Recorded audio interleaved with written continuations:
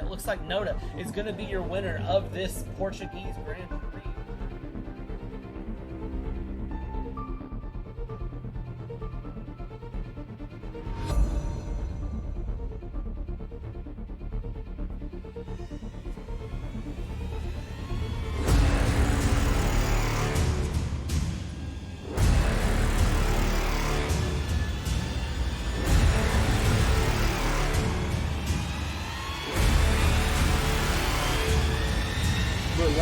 Is your champion.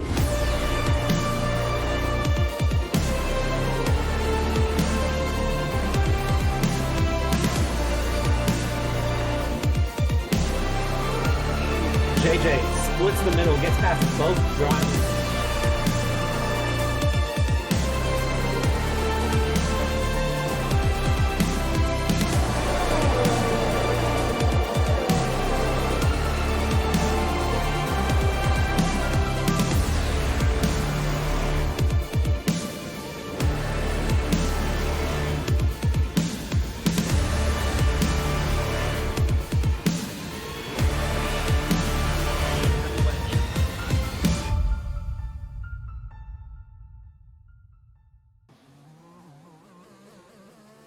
It's been a month. It's been a month too long.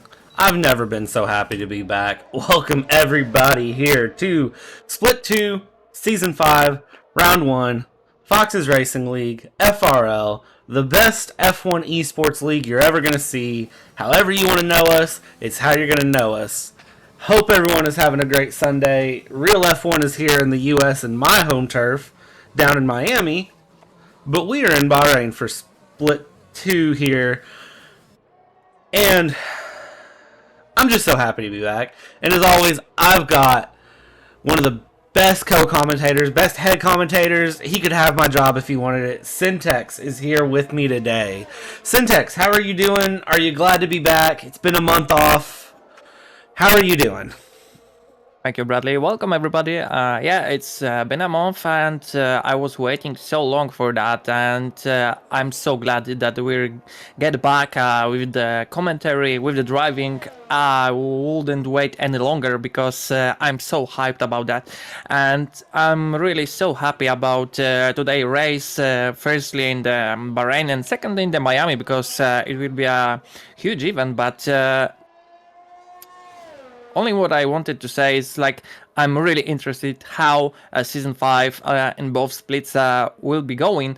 And now, as we can see, we already have a few drivers on the track that currently doing their own hot lap. And the first driver that will be finishing his own hot lap will be Julius Capin.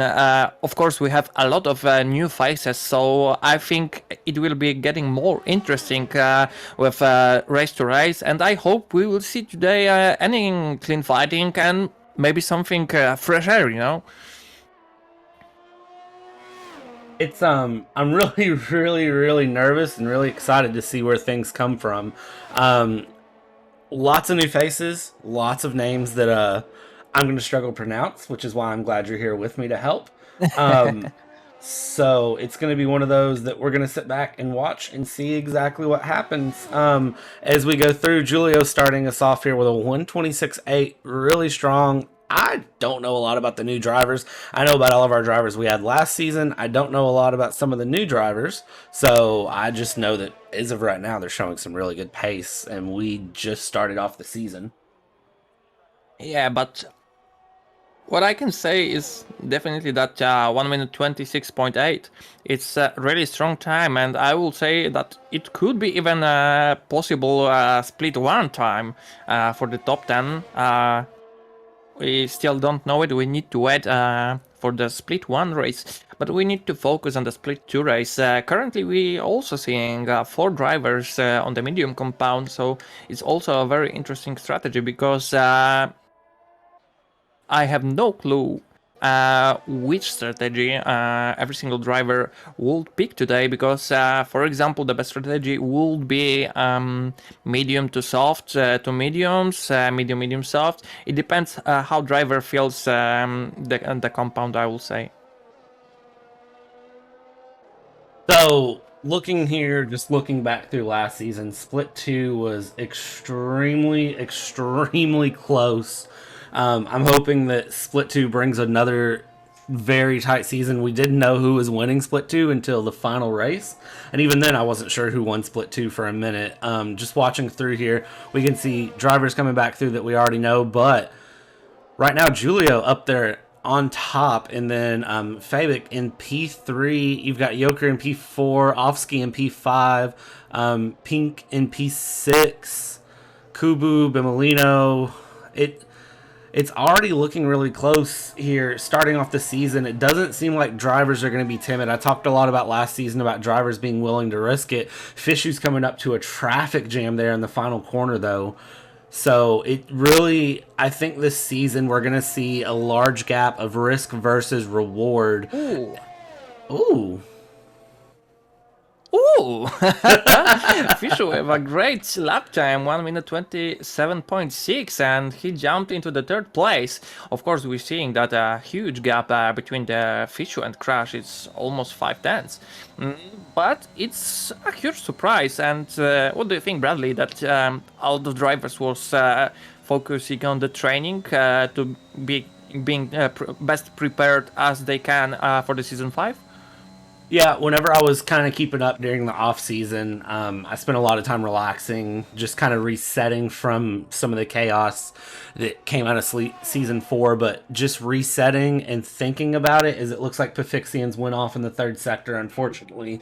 But yeah, when I was resetting through the season, I was keeping up, and a lot of drivers were running a lot of time trials, but I noticed a lot of drivers were running full Grand Prix too during the off season. They didn't just run time trial and grind time trial.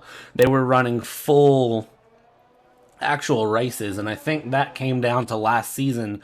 We saw a lot of drivers that could produce in qualifying, but then when it came to pure race pace and trying to keep up, they really struggled. And I think some of those drivers took notes. So some of our season veterans here in both Split 2 and Split 1, I think are going to really bring some strong race pace this season, because that was one of the things that I talked about a lot last season, and I don't know, maybe they took notes.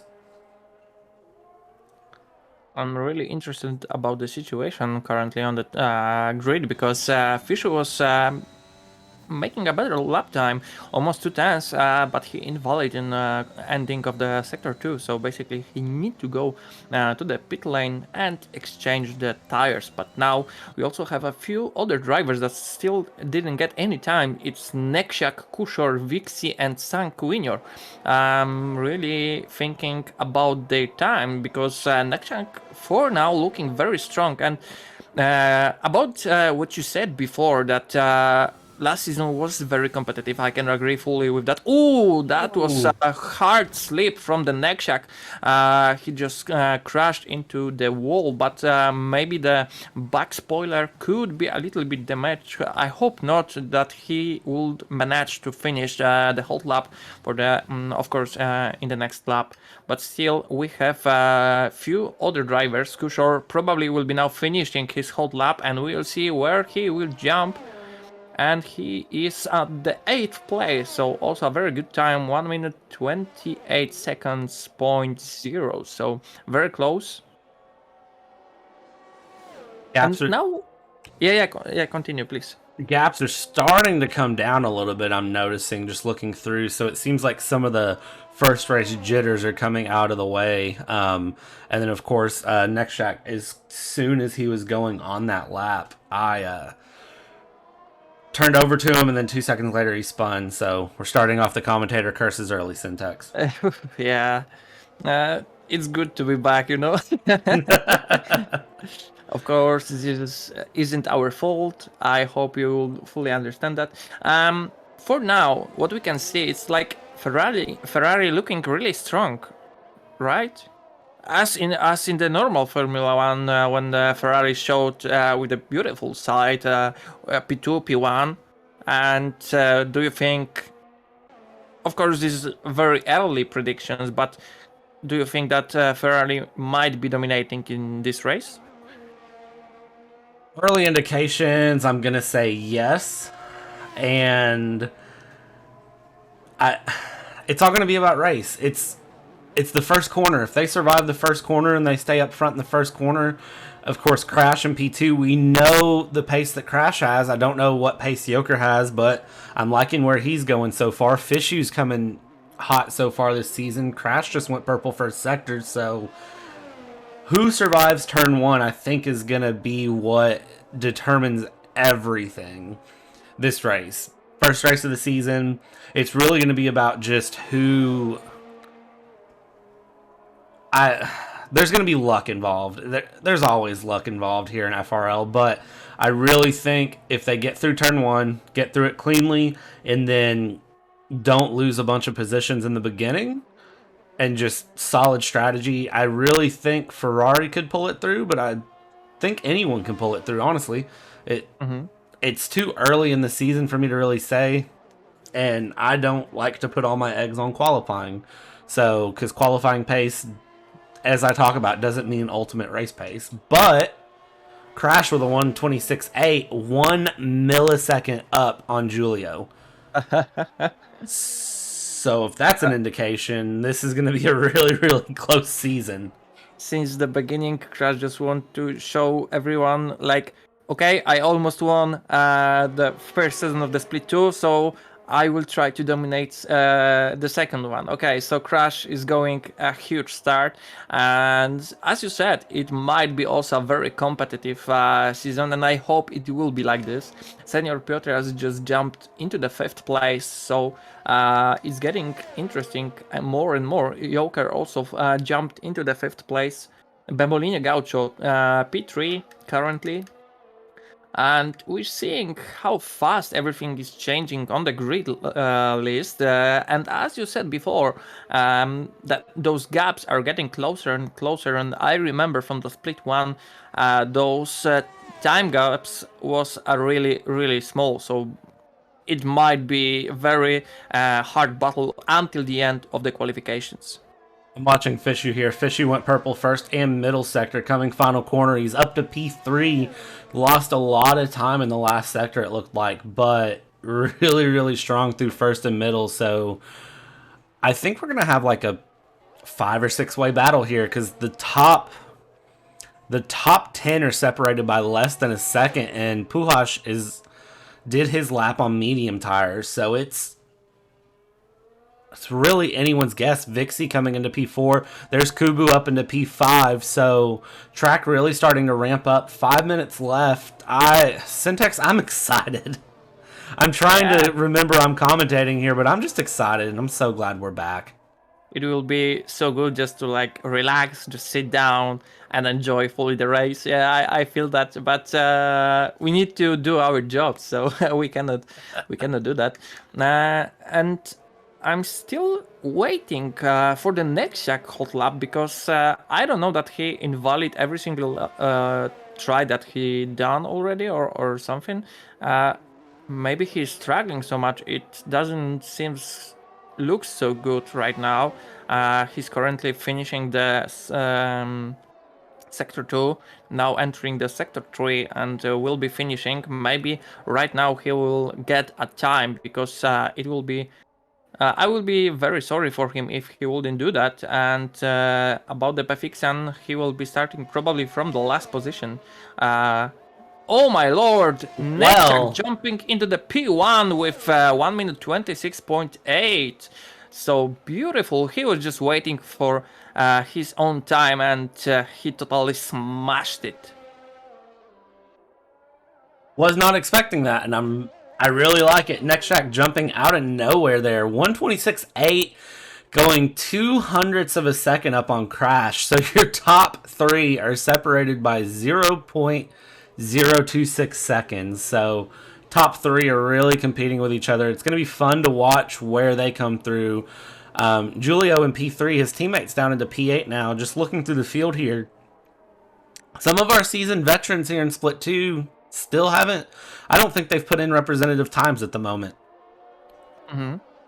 So I'm really excited to watch and see where they come through. Kushor is coming through the 3rd sector down the, I don't know if you call this a back straight or a 3rd straight, 4th straight, coming into the final 2 corners. It's basically one corner in these F1 cars. And looks like he is actually going into the pits. I thought he was getting ready to set a time, but he hasn't. So all the drivers in the pits are on outlaps here. 2 minutes 40 seconds to go, and at this point it's going to be a game of track position and lap traffic. So if you're someone like Julio just started what I would say is his final hot lap, but you're going to have a lot of drivers coming out of the pits behind him. So I'm wondering, is he going to have to deal with lap traffic, or did he maybe go just like a minute too early? Also, it's kind of sad to watch former Ferrari drivers, Kushon and Velix, so low at the grid. Maybe it's not their track. I don't know. I hope they will get back soon on the track with the higher positions. But do you remember what I said about the predictions with the Ferrari?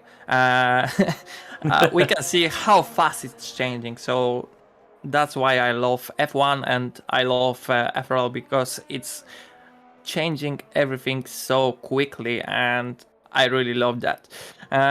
Do you think, is there anyone on the track that would be possible to beat the 1 minute 27 time gap? I'm watching Julio come through right now. He's coming through third sector. He went purple first sector, was looking really good. I didn't catch his middle sector time. He's coming through third sector right now, and he is on what appears to be a good lap, 126.6. So definitely stepping it up there. But still a minute left to go, and drivers starting to go through final hot laps here, jumping on board with Senor in the Mercedes, who is coming up to start the third sector. Just came uphill. He went purple middle sector, so Senor is on a flying lap as well. A little bit of traffic from the Haas. Haas stays out of the way. Now I think it's just a game of who can put a good lap together. I think all of these drivers have similar paces we're seeing. It's just going to be a matter of who goes through the lap with the least amount of mistakes. Senor throws himself up into P4. It's just going to be a case of mistakes at this point. Who makes the least amount of mistakes? Exactly. And I always love the end of the qualifications because it's getting more intense by the whole time. And we're seeing only 3 drivers currently in the box. The rest one is making their own hot laps. So I'm really wondering how it's going to be looked like at the end on the next 3 minutes of the qualification session. Currently we can see that Nekshak finishing just right now on the P2, Oski on the P14 and Gamer on the P16. The rest of the drivers still have potentially chance to make a better time and jump higher into the grid.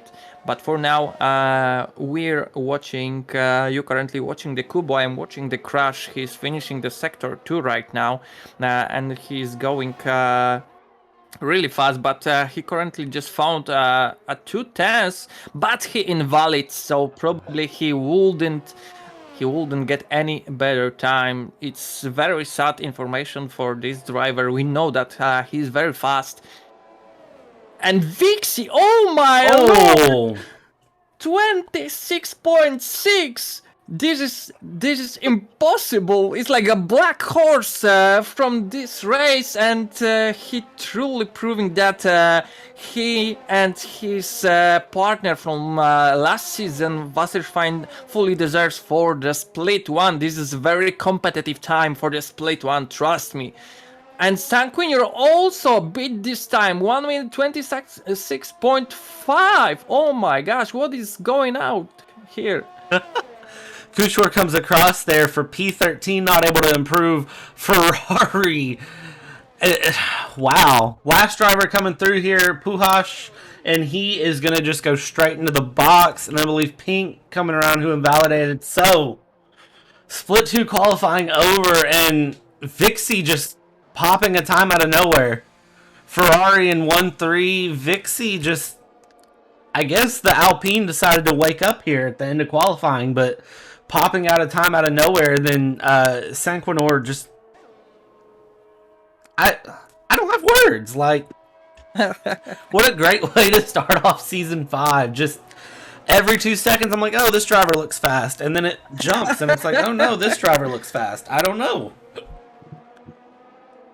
I have information, Bradley, that probably your microphone is cracking right now. I'll have to fix it here post qualifying. I think I know what it's doing, so we're going to jump in and give it a quick fix here while we wait on.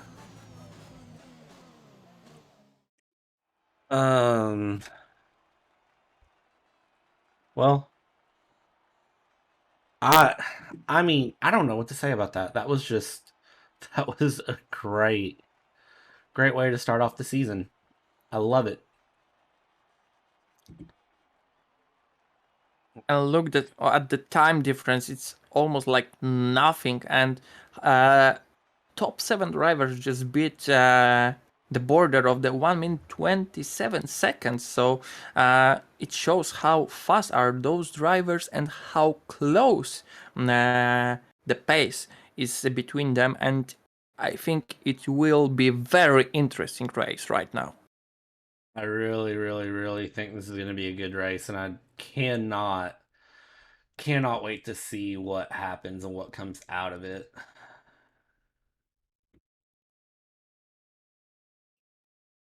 Here, trying to do a little bit of sound setting troubleshooting.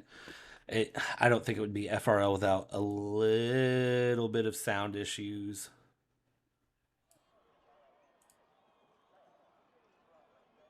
Wonder.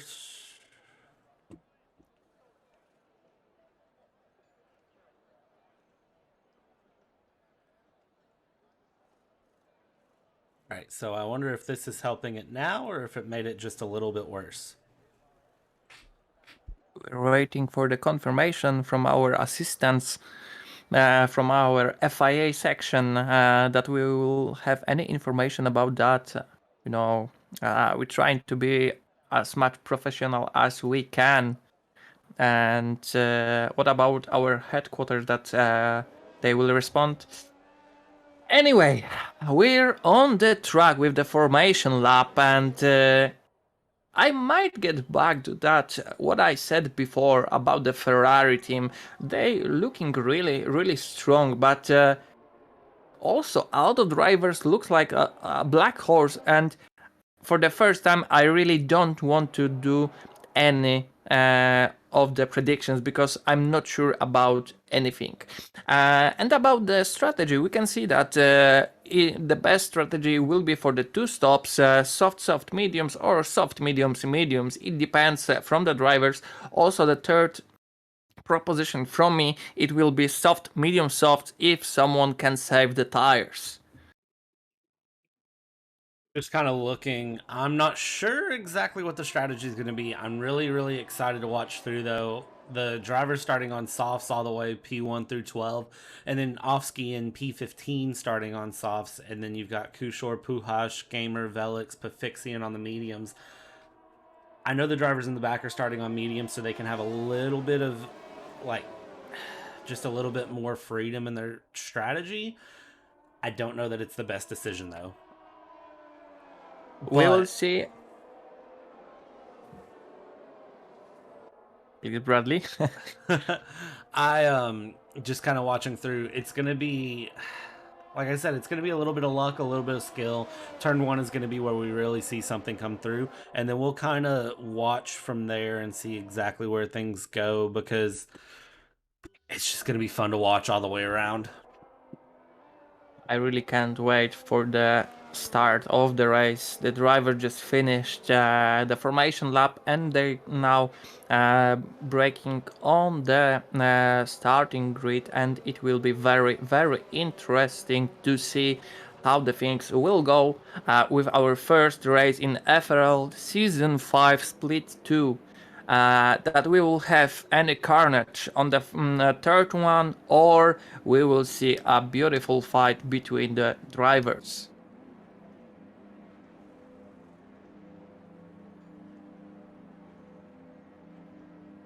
Syntax, we've taken the past month off. We've sat, we've waited for this moment.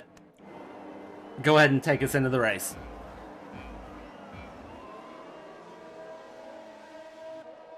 And the lights out, and away we go. We see that Vixie currently slipped a little bit, and Julio just take advantage of that. And we already seeing some pushed offs of the track, but now Crash just attacking, going outside of the Julio. Beautiful overtake on that, and we can see that going the rest. Fish jumped on the 6th position. Vixie just lose 3 positions. Also, Senor Piotras lose positions about the Fabek and Pins, and we can see that we didn't had a full carnage. There were some contacts between the drivers, but this is motorsport. That big contact there between the Haas. I don't know exactly what drivers that was. I'm watching Fabik and Pink battle it out here, the Alfa Romeo teammates, and that's going to open up for Senor to dive in the inside here in P10. But looking back up at the front of the field, it looks like Senor and Crash and Julio have all kind of settled out here. But you've got Julio, who is having a drag race here with Crash. Julio's going to come out on top there, and he's going to jump back into what would be P2 there. So Ferrari starting out 1-2 very early here.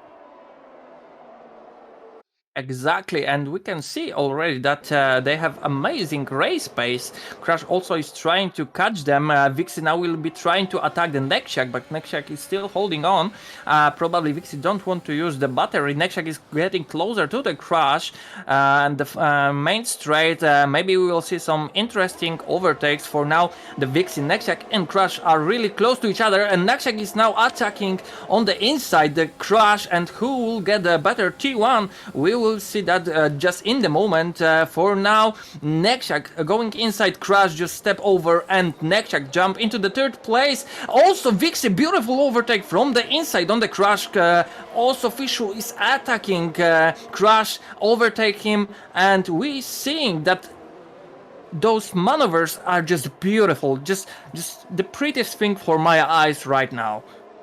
I'm loving where this split 2 is starting us off here. The drivers are really not holding back. Looking through at the gaps here, things have started to settle down a little bit. Ferrari 1-2. Then you've got the Williams of Nexhak in P3, Vixie in P4, Fishu still in P5. Crash has lost out big time here in P6. You've got Joker in P7, Fabik in P8, Puhash, and then Bimolino rounding out your top 10 at the moment. So the drivers on mediums have made some steps forward. I don't know if there was any sort of crazy carnage that we may have missed, but so far things have settled down here. 29 laps of action. We're on lap 2. A little bit of an error there from Vixie going uphill in turn 12, and it very unusual to see that error there. But things have settled out, and I think we're about to see things kind of relax a little bit. But Pafixian just dropped way back. Spin at the top of the hill. Yeah, turn 7 might be a little bit tricky when you're trying to full push on the throttle, and it could end like that. And we're seeing how fast drivers are making another different hot laps and setting them. We're seeing Crash already in the box, so I'm wondering what happened to this driver. Puhac also overtaked Fabek, and it looks like very interesting situation because Puhac is on the medium compound, and we can see that he's getting closer so much for the Joker, so it might be a very good decision from the Puhac to start on the medium compound. And as we saw just before from AWS, that it's possible. Oh my lord, something's happened with Julio, and he I guess he crashed and he just DNF'd, so we have the first virtual safety car on the track. From what I saw, it looks like turn 7 and the S's there, starting of split 2. Those S's can be really tricky, especially if you grab just a little too much curb, and I believe that could have been what happened to him. Ferrari, the heartbreak of FRL, and Ferrari always having the heartbreaks here in FRL, and unfortunately it looks like they haven't decided to change anything for Season 5. Julio on his debut race here with FRL, wrecking out here on lap 3. VSC is deployed, so we are going to take a second, reset. We'll see how long this VSC lasts. It looks like they've already cleared the car out of the way. So no drivers that I can tell. Nope, we got a few drivers into the pit. We've got the Ferrari of Sanquinor, and that is going to be the only driver into the pits, and he's going to lose out big time because VSC was taken away right as he got into Vixie, the what pits a here. beautiful attack from the inside, and he get a better angle, and he jump in front of the Nextjack, but Fisher is also trying to attack the Nextjack, so top 3 currently looking very, very strong. We're seeing that Fisher will try to decide to dive bomb, but he step back, and the top 3 currently is so close to each other. But I just want to finish my sentence about the Puchacz. He's currently at the P5 with the medium compound, so basically he have the best strategy for now with the rest of the drivers. We can see that Joker just definitely went too wide on this turn, and Puchacz might get closer a little bit more to the Joker, and we will see probably a McLaren looking very strong right now in the situation. And about the Sanguinier that you said before, he just fell off for the 14th place, a little bit lock up on the turn, and it might be very, very hard to get back for his P1 currently. And I love how the situations on the track look right now. Really liking where we're going so far. The top 3 are still very close together. DRS back open, so we might see some big dive bombs into turn 1. Velix wrecking out at the top of the hill there as well. Turn 12. Unfortunate for Velix. It doesn't look like safety car is going to be called out here, but he is going to be out of this race here. Velix, first race, and we can see Nextjack with DRS trying to have a look up the inside here into turn 1 on Vixie. It doesn't look like he's able to make the move stick. He's going to back out of it. Vixie holding on here, and Nextjack is going to dive back in here. Vixie, though, with DRS. So it's big. There's a big wreck, though, right there out of turn 3. It looks like that is Fabic, Kushor. Yeah, it's I saw that situation. Bemolino Gaucho just lost his grip and just turned straight into the Fabic, so it caused him both a spin. So that's why... What is happening right now? Why Bemolino Gaucho just overtook both of the Alfa Romeo? Fix, and also, what is happening right there? I have no idea. But everything of the rest for the top 6 looking very strong right now. And Bradley, just look where most of the medium compound drivers that started on this compound just found themselves on the P5, P6, and P7. I think our soft compound runners are really struggling with tire temperature issues at the moment, which is why we're seeing the mediums really start to thrive through. We're only 5 laps in, but I think tire temps, especially on those left-hand side tires, are really starting to make these drivers on the soft tires struggle. So the medium tires are going to start coming into their own. And again, a little bit of luck, a little bit of good strategy, and here in FRL, that can get you a long way. So Puchacz, Kushor, and Gamer are going to be ones to watch out for as they hold on here. Again, as you said, they're in 5, 6, and 7 at the moment, so we're really just going to have to watch and see where they go through. This front battle still isn't over, and now that the medium tire runners are coming into this, as the soft tires are starting to fade out, if the mediums can push a gap, they are going to be in a great position to potentially be on the podium at the end of this race. We're seeing that already some time gaps are a little bit bigger than before, and situations on the grid is getting a little bit calmer right now.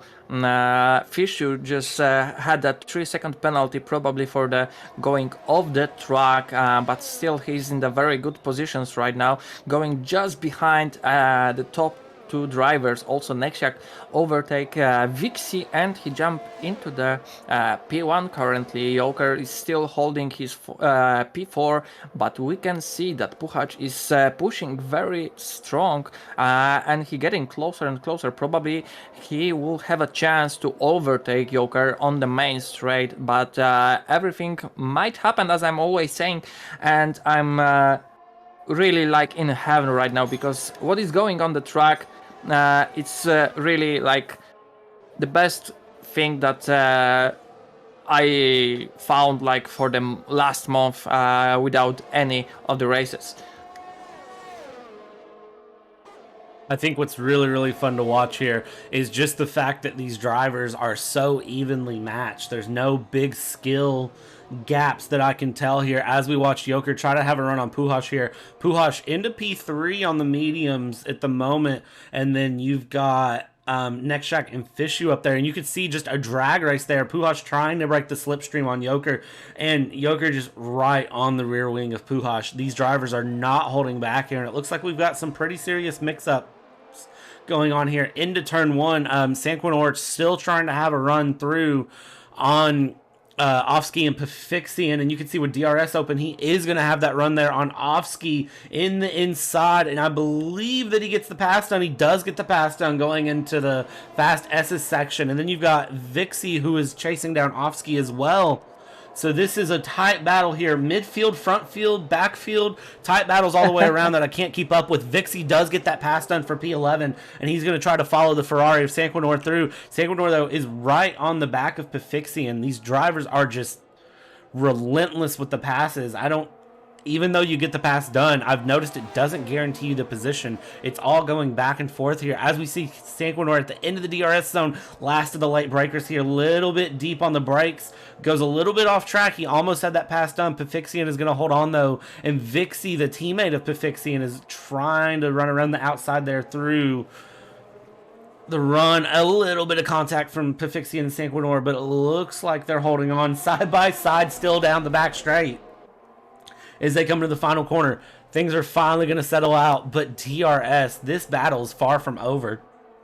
And even though it's for P9, these drivers are racing like it's for P1. DRS open, Sanquinor is going to lose out there, and then FOXXXES and Vixie are going to battle with each other as well as they come down. Which of the two Alpines is going to get the advantage? And then you've got the Williams and the Mercedes behind them getting into the mix. Syntax, I don't know what to say about this. It feels like it's the P1 battle, and I'm literally watching the fight for P9.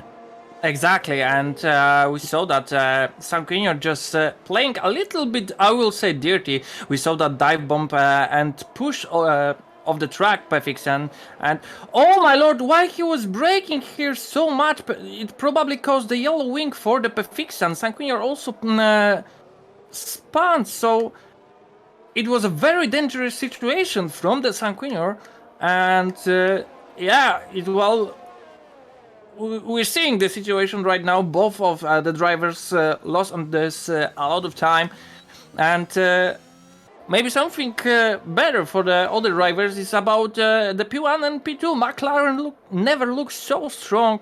Fishu and Puhac.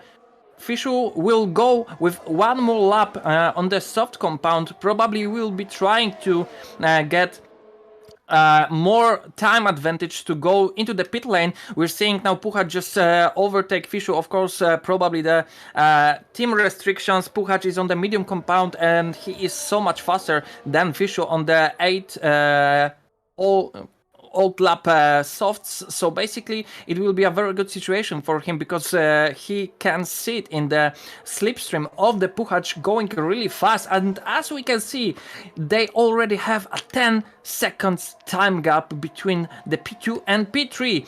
FOXXXES with the 5 seconds time penalty going too fast into the pit lane, and there's too much happening right now on the track, and as you said before, fight for each positions looks like the fight for the P1.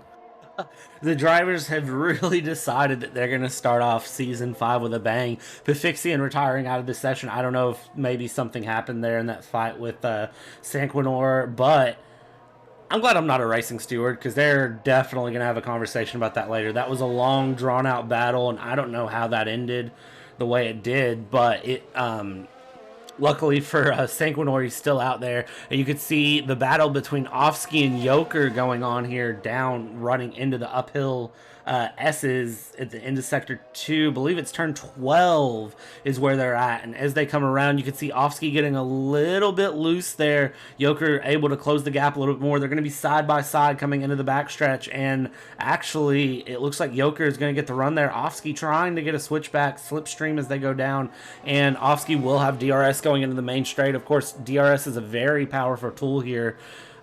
But McLaren 1-2, you mentioned it a second ago. I think Daniel Ricciardo and Lando need to come take some notes from FRL because these McLarens are dominating right now. 11.3 seconds and gaining is the gap that they have. Offski coming into the pits, going softs to mediums here. Gonna have to do 19 laps on the on the medium compound tires unless he does another stop. I can't imagine they're going to do one stops. Any of these drivers, Crash might try it, Kubu might try it, but mediums can't make it to the end, can they? It might be very difficult, but I'm also very surprised about the Vixie performance. I'm really honest right now. He weren't looking so strong. I will be honest. In my opinion, he weren't looking so strong in the last season, but now he is fighting so well. Currently for the P4 with the pins, and he looking so strong. So the situation until the end of the race might change a lot of times, but I'm really impressed. And for me right now, the Vixie is the driver of the day. Of course, about his perspective of the driving right now, and we see that the pins just went really wide on this turn. Vixie is getting closer and closer. It's almost 1/10 behind the pins, and we will see his go very, very close to each other. And now Vixie will be trying to attack a little bit brake check, and both decided to go to the pit lane. No, not really. Pins just went to the box. And Vixie decided in last moment that he will stay on the track. Probably a good decision there, or maybe a bad decision. Safety car is now deployed as it looks like off-ski. I don't know where he DNF'd, but it looks like the Mercedes driver DNFing, so Aston Martin's safety car is going to be out here. We're on lap 11, and it looks like Bimolino is going to get a drive-through penalty for speeding under the safety car. You have to match that delta, and it looks like for Bimolino, unfortunately, down in 13, and his time is going to get just a little bit worse. It's a really good situation for the Vishu that he will get probably a free pit stop, and we will see. Probably he will change for the medium compound, and I'm guessing that he will be trying to go for the one pit softs to mediums, and it can be really interesting. About the Puhach, he probably have a plenty of time right now.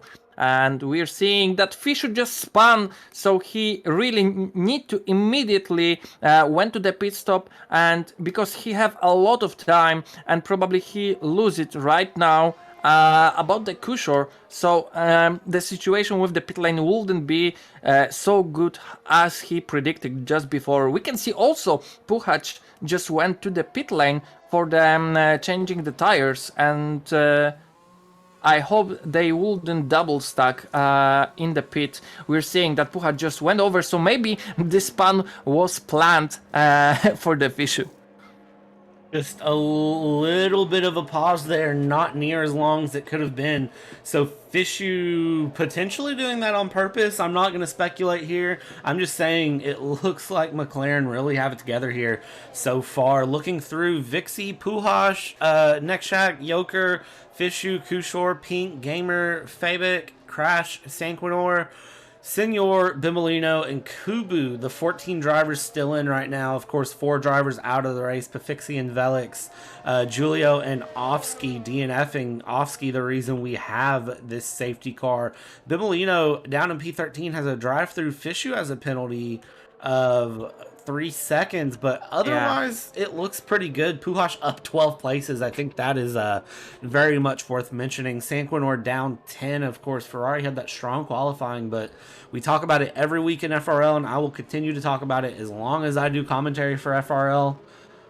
It's not about qualifying pace. It really is. You have to have that consistent race as you go through. Of course, the qualifying pace can help you a lot with getting the best position as you are possible to get. But still, you need to manage somehow to hold these positions in the race, as you said before. So basically, we're seeing that the qualifying pace isn't everything that you really need. I love watching these drivers during safety cars because it's so easy to tell whose goal is what as they go through.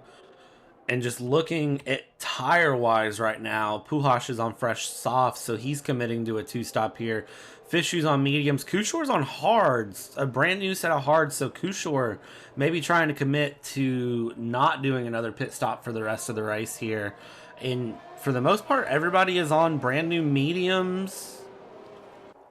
Other than Kushor and Puhash, Vixie's on softs, and it looks like couple drivers just pitted a couple laps ago for mediums, but everybody on fairly new tires, so it should be evenly matched for the most part. Bradley, do you remember the situation when Puchacz and Fischer went to the pit lane?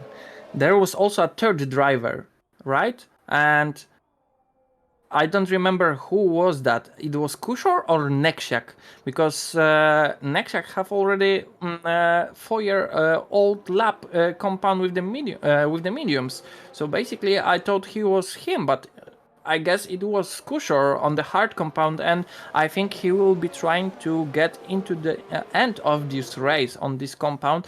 And as far as I know, the hard compound might be a little bit tricky in the sector 3, so I wouldn't decide to do that for myself, but it's I will say a very brave decision. Trying to mix up the strategy a little bit.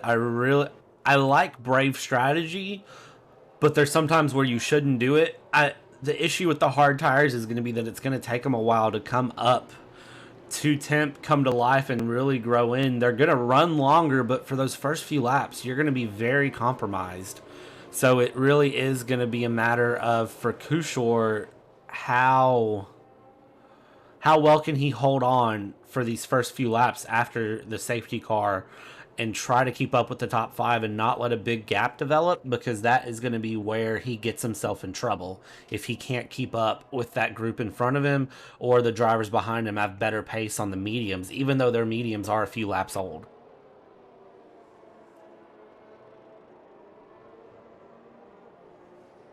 Right now we're waiting, of course, for going safety cars in, and we have that information. So basically we're going to see another restart in this race, and it might get very interesting, because as you said before, every single driver have set a goal for his current position, and they know what they have to do. We're seeing that FOXXXES is going really slowly, also known as Max Verstappen, also always doing that. And I'm really interested how FOXXXES will go with the T1. He already have gained almost 9th, 10th, so it looking very strong restart for the FOXXXES. Puchacz is pushing so hard. Just right behind him is Neksiak, also is trying to push as much as he can. He's going outside, but here it's better so much the inside. Probably Joker just pushed out the Neksiak. Fisher with beautiful overtake from the outside, but he spun on the apex and he lost a lot in this situation. He must be so mad right now, but race is going on. Basically, we're saying that also Pins is getting closer on the Joker, almost spun also, but somehow he figured out to stay on the track. And Fabek with beautiful attack on the inside just overtake Gamer. Crash also is trying to overtake Gamer, getting wheel to wheel, and who will have a better exit? Crash and Gamer just lose 2 positions. I don't know if you caught it there out of turn 1, but I believe Joker lost his left end plate of his wing. I didn't see exactly how, because he was on the outside of Fishu, so I don't know how that happened here, but Gamer dropping back to P10 now after the restart. And then you could see it looks like for P5, P6, 7, 8, a big battle developing here. Drivers in slipstream going through. Fabik thinking about going down the inside here of Crash, but switches to the outside, takes the turn a little wide there, and you can see Sanquinor sees the advantage, trying to go through, and there's Joker into the pits to handle out that front wing damage. As we go down here into turn 1, who is going to brake later? Looks like Kushor is going to try to be late on the brakes there. Crash late on the brakes there. Fabik and Sequinor trying to be late on the brakes with each other there. Fabik picking up a time penalty, and did another driver just go off there? I believe that was Crash that just went off. Yeah, they were fighting with probably Kushor, and he just went too fast on the throttle and he just spun. So basically Crash and Fisher just right now need to get focused really hard and just turn on the flying mode and push as much as they can to catch the rest of the grid. Just in front, we're seeing also a strong battle between Fabek and Kushor. Also, Sanquinho is trying to attack Fabek. So situation on the track is getting closer and closer to each other. Also, we can see how much improvement the drivers in front just get. Puchacz with almost 1.5 seconds in front of the Vixie. Vixie 2.5 seconds in front of the Nexiak. Nexiak 3.67 seconds in front. So basically, these drivers have a lot of time in front of the P5, and I will say it's really safe. But now beautiful overtake from the Fabek going really inside, and I think it will be so safe to say that we cannot see that much amount of the overtakes in the split one, right? I'm not sure, but I don't know if you just saw what happened, but Sankor bullying his way up through the field there. Gamer having a big run, and then Sankor just diving down the inside. This battle between P5 and P10, all right in camera view. Like, I haven't seen battling this close in FRL in a long time. I'm loving it. I'm hoping Split 1 brings me the same sort of... Whoa, what just happened there with Gamer? Just a hard right-hander into Senior in the middle sector there. I don't know if you saw that, but that was just a hard right-hander and took both of them out. No, not really. But we're getting Fish, we're getting back fighting for the points again. He's currently on the 8th position. Fabek lost 2 positions and fell down for the P7. Kubu gained a lot of places, and he gained the P6. Sanquinho trying to get back for the fight of the podium. P6, P5 currently, but he have a lot of time just to catch the pins. Puchacz with the fastest lap of the race, 1 minute 29.7. So beautiful pace from Puchacz, and we're seeing that situations on the grid right now is getting a little bit calmer, but now Kubo will be trying on the Sanquinho, getting the P5 a little bit too close. There was a little contact with those two drivers, but now Sanquinho will have a better position to attack Kubo. He will be in the DRS zone, and he can attack. We're seeing that Kubo is already letting him go because he know that he don't have any chance, or maybe try to defend the inside, but Sanquinho with the beautiful going outside on the Kubo gain again his 5th place. It went from 1 second, 5 drivers battling it out there for P5 to now Sanquinho and Kubu are the big battles to watch here. Kubu little loose there in the corner, so dropping back now 0.8 of a second. Watching Fishu on Fabik too, that is going to be a good battle there. Only 0.8 of a second, the gap between them as they come down the backstretch into the DRS zone. Fishu's going to have the DRS to help close it up. If he can stay close in the 3rd sector, that could be a good moment to watch going down into turn 1. Syntax, just great battles all the way around. Do we think Puchacz can hold on to it for another 12 laps? Or do we think that potentially Vixie, Nexiak are going to bring it back? Of course, Puchacz on soft tires at the moment, so is he going to have to do another pit stop is going to be my concern. It's hard to say. We're seeing that Vixie decided to go for the box. He will probably get a medium compound and try to end on this until the end, but he will lose a lot of positions right now. And we're seeing that Fisher will be trying to attack Fabek. He's getting closer on the T1, a little contact, but he's getting the overtake, going inside. Fabek still holding inside, but Fisher have a better exit on this turn, and now Fabek will try to attack Fishu. He have a DRS, but he don't have ERS, but he's going inside on the Fishu. Beautiful switchback, and Fishu getting back his P6 right now. What a beautiful fight between those two drivers. Beautiful, now 200 IQ from the Fishu. Just break a little bit too much. Ooh. And he crashed, and it must be heartbreaking for him. Beautiful fight from the Fishu, but his race is over. And second safety car here running through. Fishu, heartbreaking again in the McLaren. Had such a great race going through. Of course, P13 in the standings last season here in Split 2. Some bad luck last season, and unfortunately, it looks like it's come through the 5th DNF that we'll have here in Split 2. I was really excited for him. His teammate, of course, up into P1, who's going to get a free pit stop out of this, but for Fishu, unfortunately, that is his race over. And that was an interesting little moment that just happened there. Such a great battle, and it seems like for these drivers, they're having amazing battles through, and then just I can't tell if it's just an unforced error or how it is, but that's not the first battle we've seen this race that's ended like that. Look at the Puchacz. He went from the medium to soft, so probably gaining that much, plenty of time, almost 9 seconds in front of the Nexiak.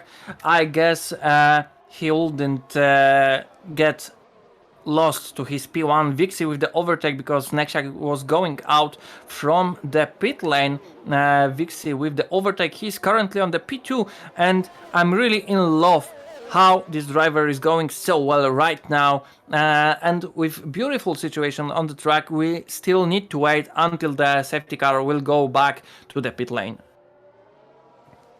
One thing I do want to point out is Sanquinor is up into P5, Kubu in P6, Joker in P7, so those drivers still in the mix. It's still...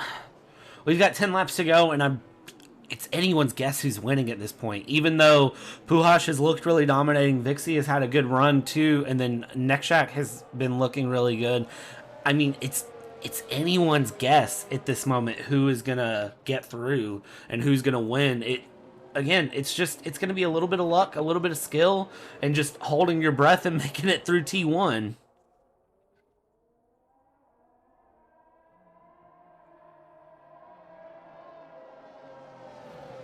I'm thinking like maybe there's a Puchacz right now leading currently on the race. Maybe take a revenge from the restart from the Vixie that he made at the previous safety car, and maybe he somehow managed to gain a lot of time in front of him. I love how the situations on the track until we have a safety car on the track is there is situation that anything could happen, and I love that because probably right now every single driver have opportunity to fight to get better positions right now. And what do you think? Who will jump higher from the restart? Well, Puchacz is up 13 places since the beginning, so I can tell you right now, if there's someone who's going to fight to hold on to the position they're in, it's going to be him. Nexiak is up 1. Pink is up 8. Sanquinor is... We've seen he's an aggressive driver, which... it's debatable to you if it's aggression or if it's too much carelessness. We've seen some fun moments come out of him so far already in 20 laps. So I think he's going to be the driver to really focus on the dive down into turn 1 through 2, 3, into 4, because that Ferrari driver is going to be gunning to get back up to the front. 9 laps to go, everything might happen, and for now the best situation is for Puchacz on the soft compound. Those softs, I think it will be enough just to finish the race. It's only 9 laps to go, so basically he can turn on the flying mode and he can push as much as he can. And do you think that Vixie and Nexiak will be able to hold the pace, the tempo of the Puchacz just to fight with him for the P1? The issue is they're on mediums, so it's really going to be, does Puchacz make an error on that first turn or in this first lap? If Puchacz makes any error, Vixie and Nexiak can really make a difference here and push on those medium tires. Of course, they're going to have a little bit more aggression. The softs will start to die near the end of the race, but if Puchacz can build enough of a gap going through, I really think Puchacz is in a great spot to win, but I'm not discounting anyone else behind him. Safety lap in this lap, safety lap in this lap. So we will see. Puchacz is getting so slow right now, and I think everyone is now getting better temperatures on the wheels, and how much Puchacz will decide to make a restart just to run over the Vixie and to gain a lot of time, or maybe he will go very very slow right now. And we're going back to the racing. We're seeing that Vixie is holding just back behind the Puchacz. He's getting so much closer. Also, Nexiak will try attack to the Vixie.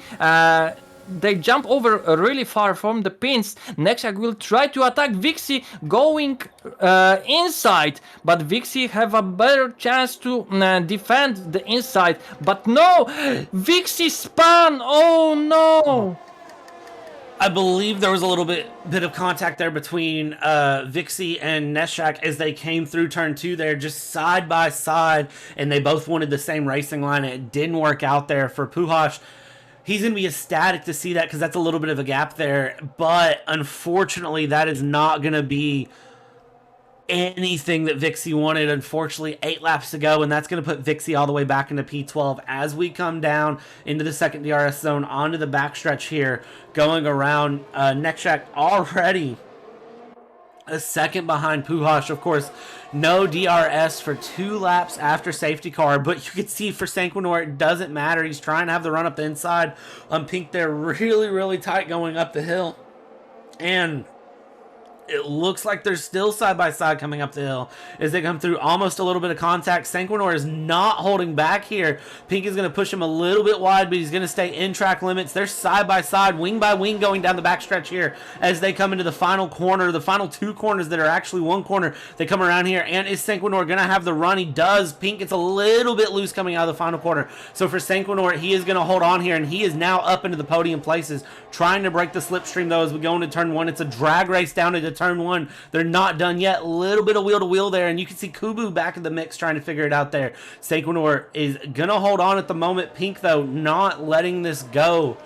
It is not over until the checkered flag drops and these drivers know it. Few laps left to go, and they're going to give it everything on the track. You can see just behind them, the battle for P6 all the way back through to P12 is just gaps of tenths of a second between those drivers. So we're about to see some crazy fighting happen here as we see Fabik and Joker battling it out here going around, and it's, I don't know where to look. I don't know what to keep up with.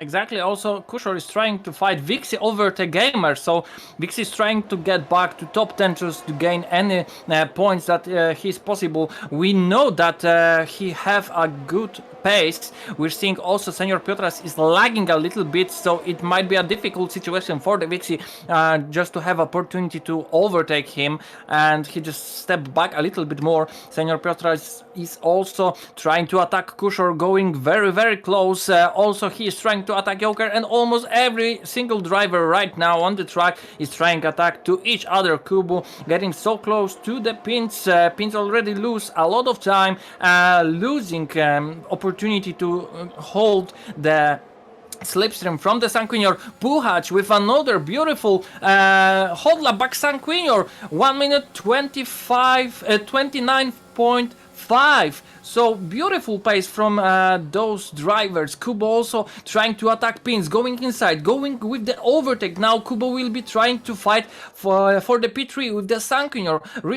Really crazy situation right now on the track. Bemolin Gaucho with another fastest lap, 1 minute 29.4. Amazing race pace, and I'm guessing it might be a little bit even faster than JJ's from the season 3 currently right now, setting with the newest fastest lap on Bahrain. But right now the situation on the track is getting so much intense while we have only 6 laps to go. Looking back here, I know we're supposed to be looking at the front of the field, but the battle for P9 is heating up. Senor, Joker, and Vixie were 3 wide coming through turns 6, 7, and 8 there, and it was scary to watch. Now they're coming up the hill towards turn 12, and it's it's crazy to watch there. Fabic is going through on Crash, a little bit of a dive on the inside. They get really close. Both drivers have to run wide one way or the other in order to stay in the race and avoid contact as they go through. Pujols has already built a 1.2 second gap on Neshak as they go through. Fabic is going to get around Crash here going in down the main straight. Of course, though, DRS has been enabled since then, and Crash is going to have the DRS as they go down there. Crash is going to have the pass done on Fabic before they get to turn 1, so Crash is going to just slot in. Fabic stays behind and goes through. But look at this three-way battle back here between Senor Joker, Gamer's now involved here, and Vixie as well as they dive down into turn 1.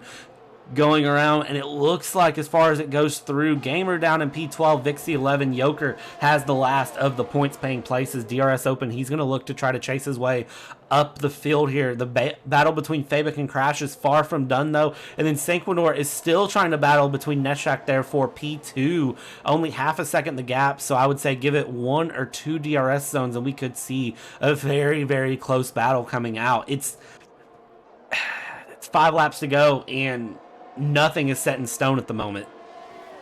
Exactly, and this is why it's getting more interesting. We're seeing that Nexhak is out of the ERS, so battery is probably empty right now. We're seeing that Sanquinho will try to get as much close as he can for the DRS zone, but Nexhak looking very strong in the corners. Sanquinho looking a little bit worse in this situation, but now he gets so close, currently sitting in the slipstream of the Nexhak, and now he will have opportunity if he wouldn't go so wide. Nexhak also, but he still earned some time. Now Sanquinho with the DRS zone, we will see that Nexhak will defend his positions or not really. He's getting closer, he will try to defend inside, and we will see that Sanquinho also will try to attack going outside, but no, Nexhak with beautiful defense right now, another DRS zone, and we're seeing that Sanquinho is pushing as much as he can, jumping into the P2 right now, and Nexhak will try to also attack him. They're going wheel to wheel, but the S's on the track might be difficult. He stepped back just to get over with the Sanquinho. Right now he have opportunity to getting faster with the DRS and have a chance to attack Sanquinho. Also, we're seeing the fight about the P6. Fabek getting closer and closer to Crash now in the DRS zone, but also Crash would have that DRS. No, he wouldn't. He was so far just to get DRS, and now Fabek is getting closer. He will try to attack going inside, and he get that overtake, but Crash wouldn't said the last word, and probably he will also try attack one more time Fabek to get his P6. 4 laps to go here, and it's nowhere near over. Of course, the gap up front, though, 2.3 seconds between Pujols and Sanquinor, but we're seeing the pace there from Sanquinor, and he is not done here. I don't know if he can close that gap, though. Both drivers on soft tires, so their tires are going to be screaming by the end of this race. Of course, tire temperature is a big issue. As we go down, though, you can see Neshak is having a run on the Ferrari driver as they go through almost a little bit of contact, a little bit of a switchback here. Neshak will have the DRS as they go down the back straight. He's going to dive to the inside. Sanquinor is going to push him, and they're going to drag race through. Nexhak has the pass done, so even the battle for P2 is not done, but as these drivers battle, they're letting Pujols get away as we go through. Of course, Fabic and Crash still battling it out here for P6 as they chase each other down the S's. So P5 even in Pink, his teammates behind him holding up Crash, but Pink is starting to come under pressure from his teammate. And then back the battle for P10, P11, P12. That battle is not done either. Vixie trying to hold back Joker and Gamer. Gamer really trying to push and get some points as we go through. Again, one of those drivers from last season, really consistent, and I'm really liking his consistency again so far this race. But Fabic, DRS here on his teammate. Is he going to try to do the pass going up into the uphill section? He's not. But Neshak and Sanquinor are not done with each other either there. The pass is done there. Neshak has a second gap now. I don't know how he had a second gap when they were side by side, but Neshak in P2 trying to run away here and secure this podium. 3 laps to go when they cross the line. As you said before, the situations for the Sankyo might be a little bit difficult because it's already 7th lap on this soft compound, and we know that if he is pushing so badly, it might took advantage of that for the next track, because his tires will be dying in the next 2 laps, and that fight will definitely help Puchacz in his situation. He can smoothly drive into the finish line, holding his P1, but those fights are really difficult. Right now, Crash with Pins just went wheel to wheel, Pins still holding his P5, but now Fabek just pushed Crash. Oh, it's not how we wanted to see that fight.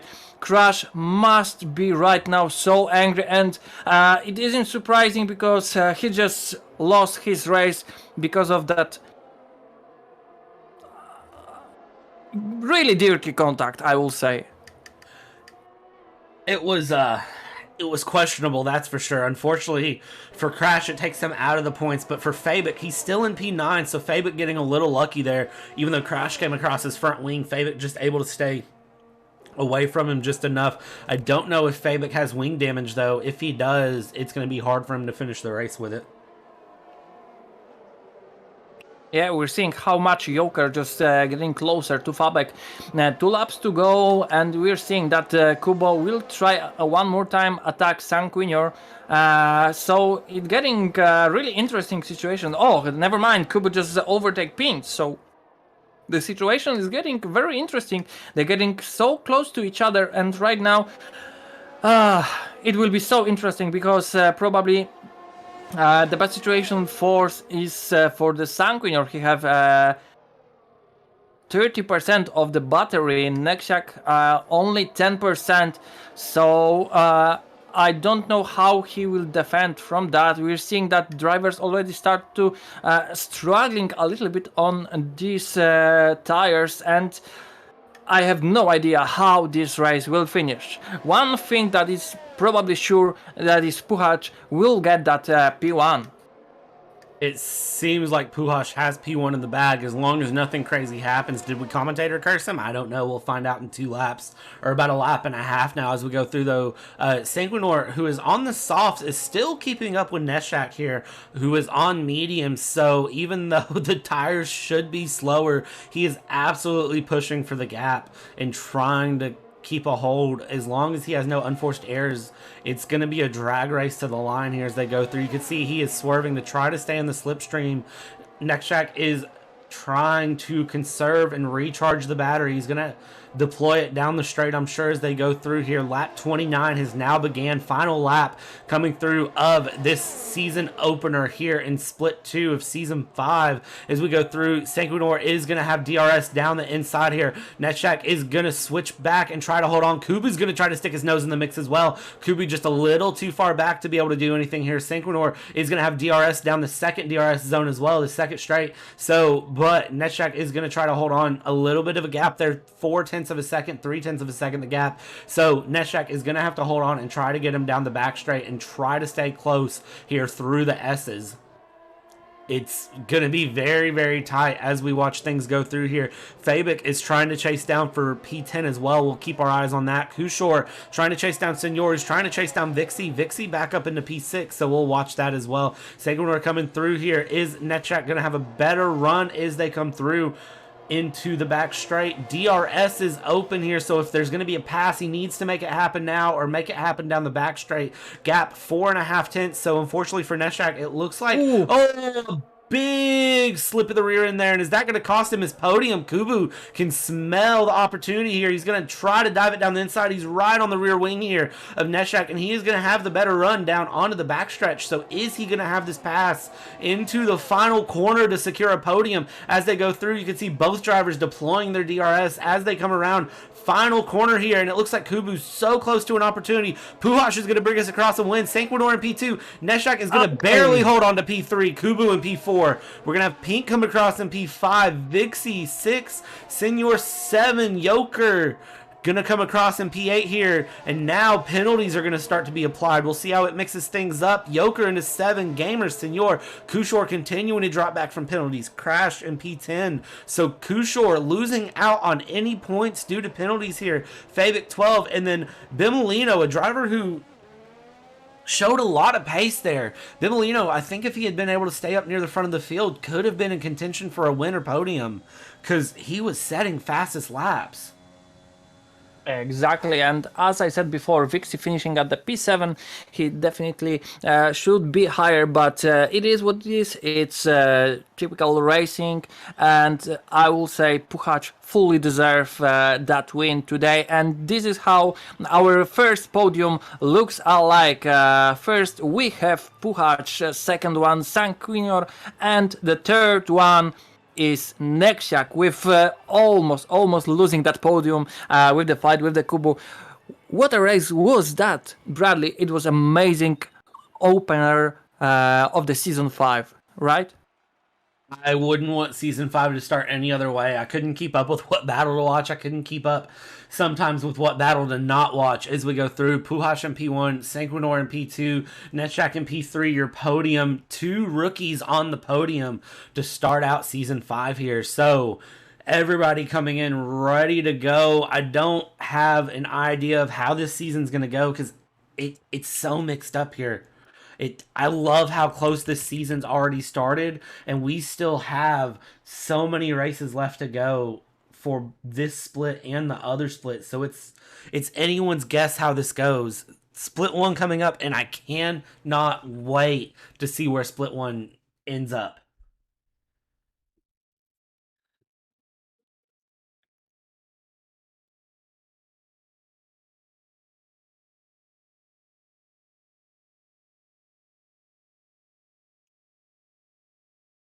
I think this is going to be where we call split 2 here. Syntax, do you have any final thoughts here before we get ready for split 1? I know you're about to race. Anything you're about to take away?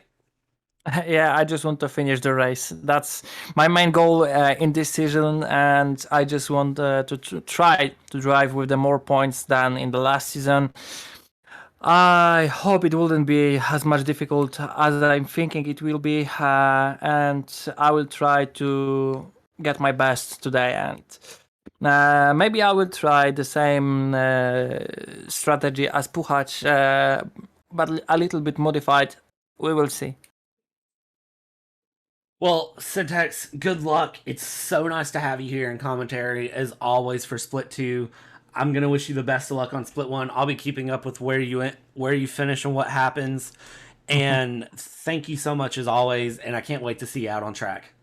Thank you also so much for the opportunity. It was an amazing race. Thank you so much, and take care. Bye-bye. Bye-bye. And that, ladies and gentlemen, is going to be where we call Split 2. Give us just a few minutes to reset here, and we're going to be coming straight back at you with Split 1 action.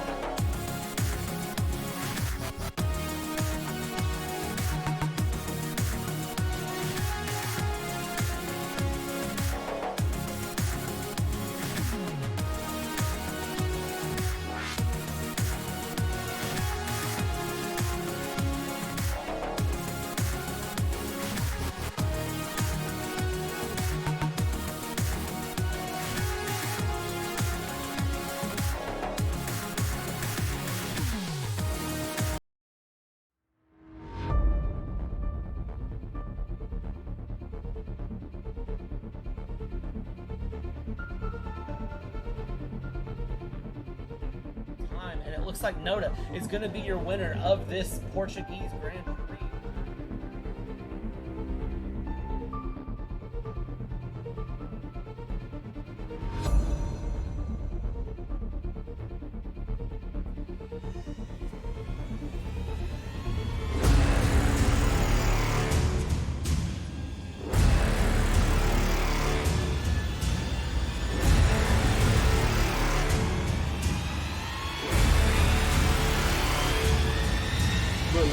Is your champion.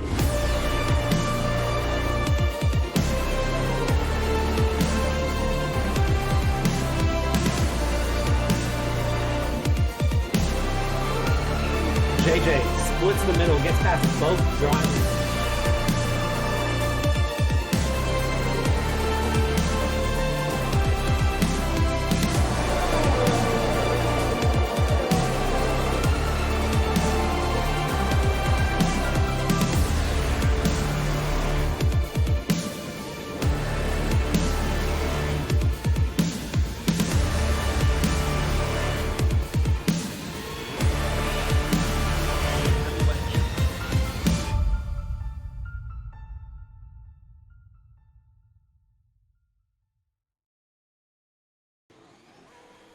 All right, take a few minutes, go to the bathroom, grab something to drink, and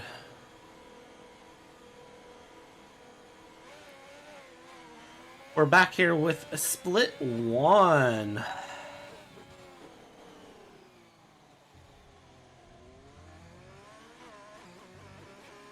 And okay, yeah, now the microphone's working. Okay, cool.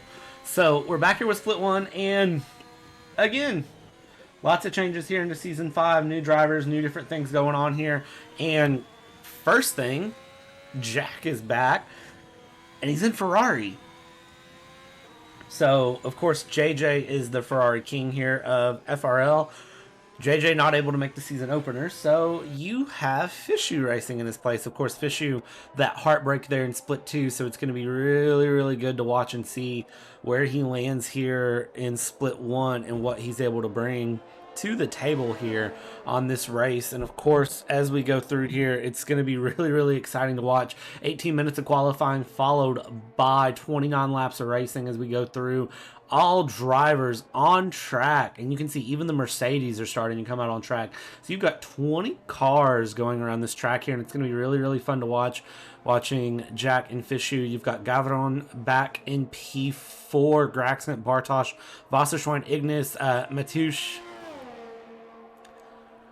Syntax down in P19 at the moment. Of course, this is just how the drivers come out. All the drivers moving around, looking for positions. First driver to start a flying lap, though, is Jack. Jack kicking off our qualifying session fast. And this braking zone down in turn 1 brought in some great action there in Split 2, so I'm really excited to see where it goes through. Of course, Split 1, if you're curious the difference between Split 2 and Split 1, Split 1 is usually where our veteran drivers and our faster paced drivers end up. Of course, that doesn't say that Split 2 is a slow split or a new split. It was as you watch Split 2 for sure, you saw battles everywhere. Jack 27.9 first sector kicking us off here. Of course, times as we saw are going to ramp all the way up as we go through your split the qualifying session. 15 minutes to go already, so 3 minutes already out of qualifying as Jack comes around here. Middle sector backstretch going through, second of three DRS zones, technically the last of the 3 DRS zones, because DRS zone on the main straight splits between before the start finish line and after. Jack running up the hill here, turn 12 looking very, very strong. Purple middle sector coming through for Jack, so Jack starting off very early. Of course, our season 4 split 1 champion Jalajne is not racing. He is actually going to be an engineer for the teams. So come across here, Jack is going to open us up with a 1:26.69, so not holding back times at all as they go through. His teammate Fishu is going to come across here and put in a... Where did Graxent come from? 1:26.4. Graxent's going to come across the line with. What an amazing time coming out of the Red Bull driver here to start things off. We're starting to see more and more times come in here. Syntax coming across just 4 tenths back. Noda almost 7 tenths back. So times are really closing up here. Tazo P3, of course, was part of Mercedes Constructors Championship last season.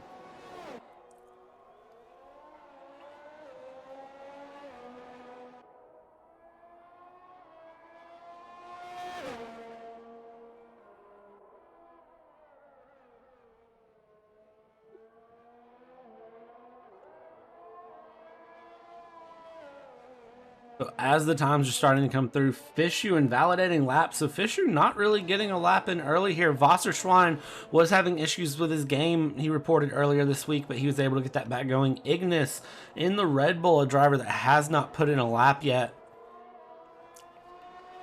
as well. So you can see big differences in pace as we're starting out here. Matusz here is coming around middle sector again, invalidating again, so doing a couple of laps on his mediums to warm up, it appears. And all the drivers are coming around. I don't think we're doing multiple out laps here, or multiple push laps. Graxen's in, Tazo is going slow down the backstretch, so all of the drivers making a quick, early, and aggressive run through as we're starting to see people hit the pits as we go through. Of course, crowd favorite of Split 2, Spaghetti Mafia here, graduated his way up into Split 1. So as we watch them come through, Spaghetti Mafia is going to be a big one to watch as we go through. Of course, Jack, though, was able to compete with Roloski in Season 3 and was able to compete very hard last season as well. So Jack is going to be a driver that we need to watch. Syntex, our co-commentator of Split 2, he's going to be a driver that we're going to have to watch here. All of these drivers are very, very experienced and very, very close. Of course, Gavron is new here into FRL, one of the few new drivers here in Split 1.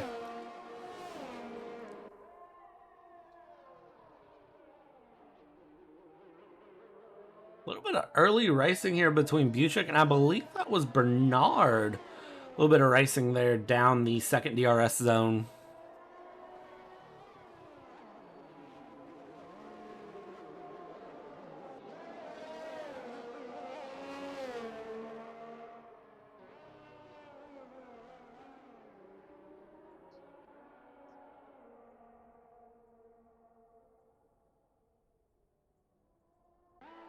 Jack is already on another outlap. Jack wasting absolutely no time here in Split 1. He went on an outlap, immediately pitted after it, and now he's already back out on another set of tires. So Jack really trying to bring the pace here. 2.276 tenths off of Graxent. Graxent, of course, with that flying 126.4.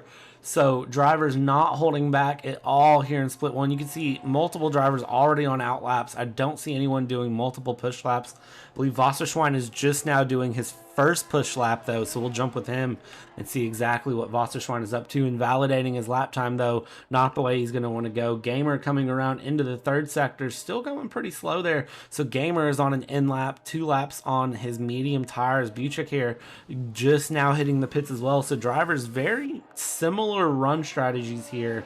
Little bit of staggering between them, but for the most part, everybody, it seems, is doing multiple push laps early.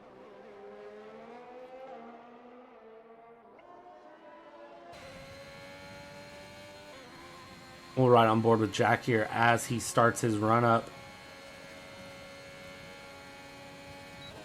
Down turn 1, late braking zone as they go through. Come around, set up well for turn 2 into turn 3. You can see he's a little bit loose there, a little bit of a sloppy turn 2-3. But looking pretty good as he comes around here. Turn 4 now. And you run it all the way to the curb. Hold on to that left side as you come into turns 5, 6, 7. Mind the curbs there. We saw a couple drivers spin from the curbs coming around this right-hander.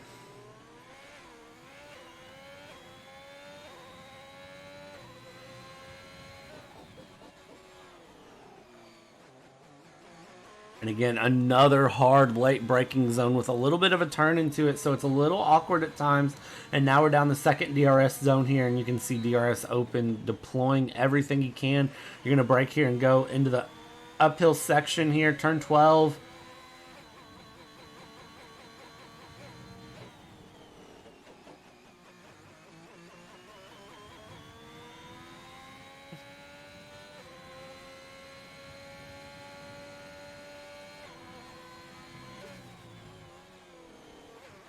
Final corners, Jack comes around, and he is looking very, very strong as he comes through, coming down. He puts in a 128.2, though, 1.5 seconds off of the pace there. Very unnatural there. Jack is typically always improving.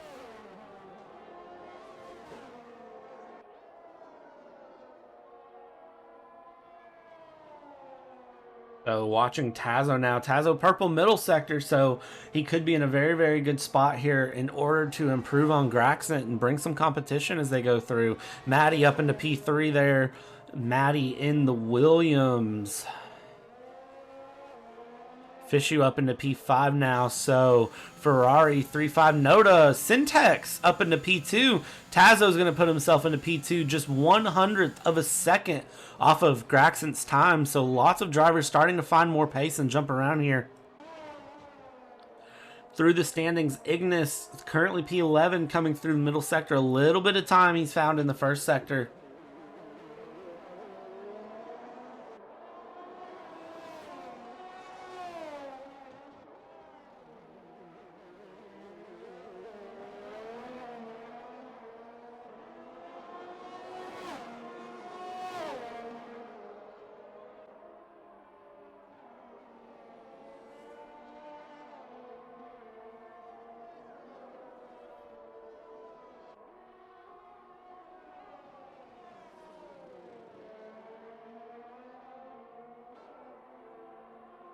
7 minutes left to go here in qualifying. You can see all the drivers on slightly different runs, but all out together. Graxon just now starting not a hot lap. He's into the pits. Ignis is coming through. Ignis is going to put a run in. Ignis 126.7 improves to P9 just a bit.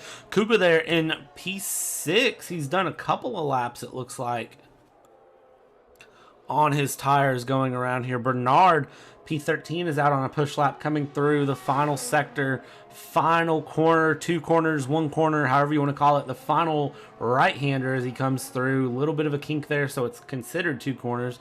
And Bernard is going to come around. Bernard is going to put in a 126.6. Good enough for P7.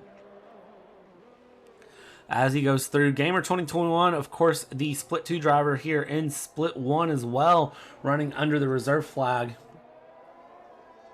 As he comes around, he's looking pretty good here as he goes through the middle sector. It seems like that Split 2 race would have been a good warm-up for him as he comes around, going uphill, finishing out the middle sector.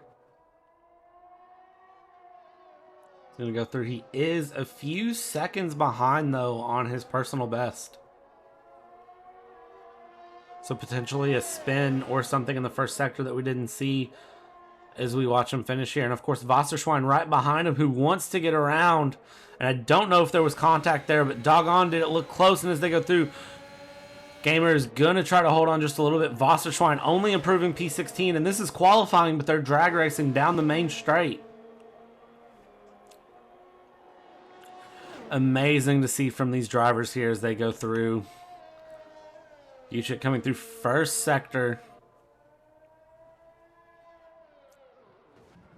Out on a hot lap here. And he has DNF'd, actually. He spins through the S's. It looks like he may have just caught a little bit of curb there, and that is going to be all for him. Wasserschwein, of course, finally getting around Gamer. So Wasserschwein trying to put in a hot lap here. But was his lap compromised due to the fight there with Gamer? I'm sure that'll be a topic of discussion later, but it's not anything I have an answer to right now without seeing their point of view.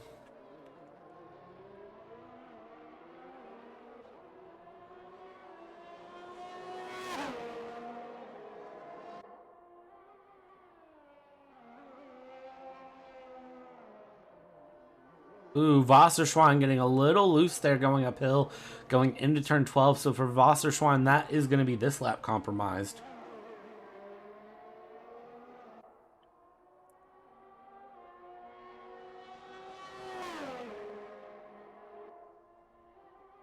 And Wasserschwein is going to probably get a new set of tires. You can see multiple drivers coming in for outlaps here. Jack, who was running top of the timetables for a little bit, now all the way back into P9. 3 minutes left to go, but drivers starting to come out to start their final laps here as they go around. Gamer going around one more time to pit and come back out. It appears right here in front of Jack. Jack starting what is potentially his final outlap, and you can see just the speed he is carrying down the main straight.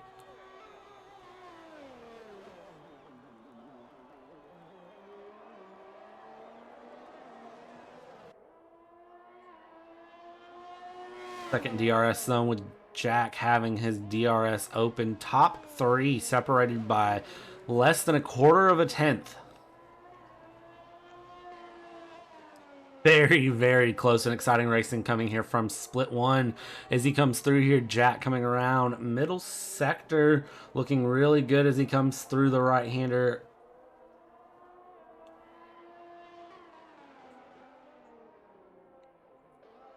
Turn 10 now as he comes through second DRS zone.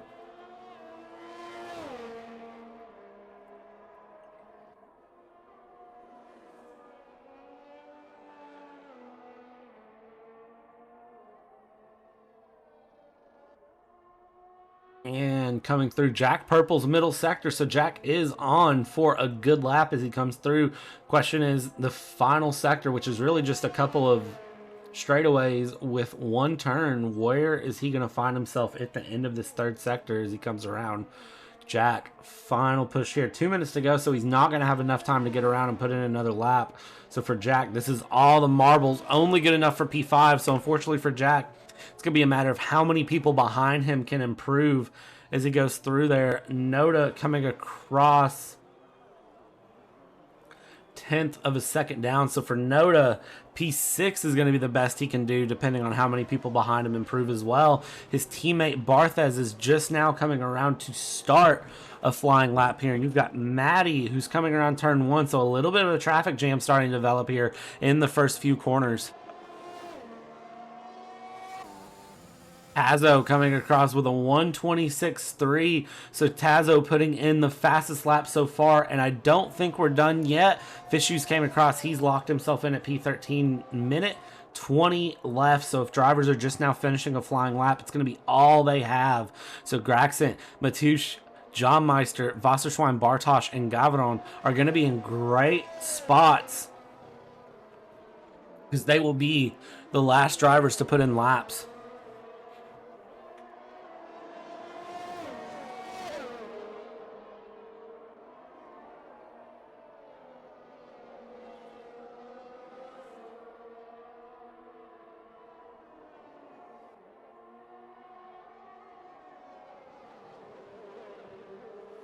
Maddie's coming around the final corner here. He does have the Haas in front of him. I believe that's the Haas of Bernard who gets out of the way. He doesn't want to give Maddie the slipstream as they're going down the next to final straightaway. As they go through here, Maddie's invalidating on the final corner. So unfortunately for Maddie, that is going to be all she wrote. He does not have time to get out and get back in there. Bernard in P9 has came through the main straight. So Bernard, that's his qualifying over. His teammate Gavaron is coming around turn 1 here, trying to set a better time than P18 to come through. He looked like he had a good time there in the beginning. So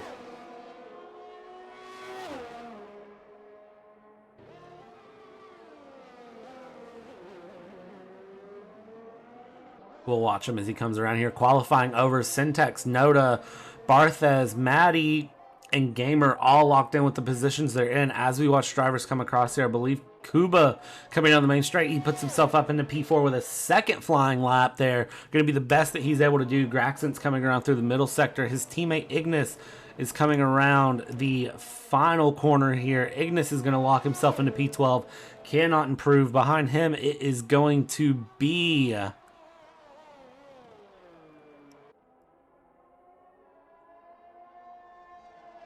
I believe that is Spaghetti Mafia. Spaghetti Mafia up into P5 looking really strong. Now the Ferraris are coming around, though.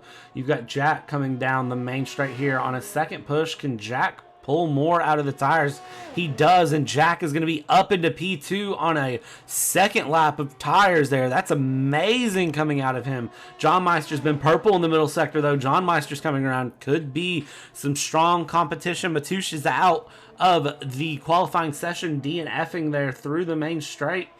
As we come through here, John Meister's going to come around. John Meister's going to bring himself up into P6.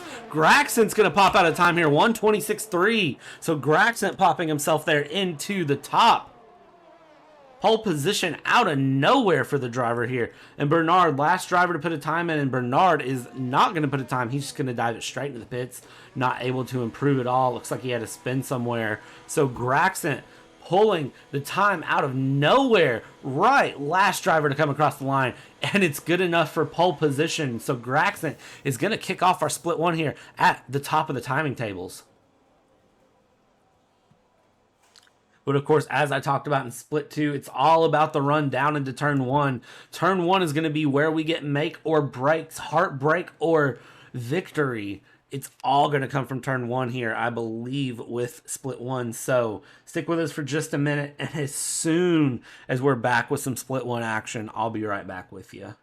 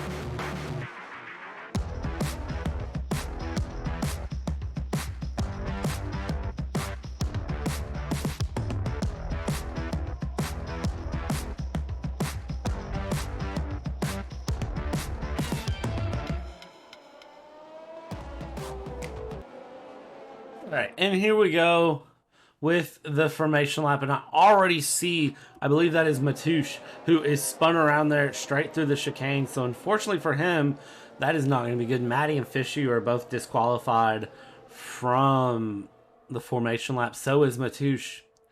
So interesting moments here. Interesting camera angle there that it's given us on those three drivers. So again, looking through here at the tire selections, top 10 on softs as we expect. Bottom 10 except for Bartosz, all on the medium compound tires. It's going to be really, really, really interesting. We saw the medium tires worked really well.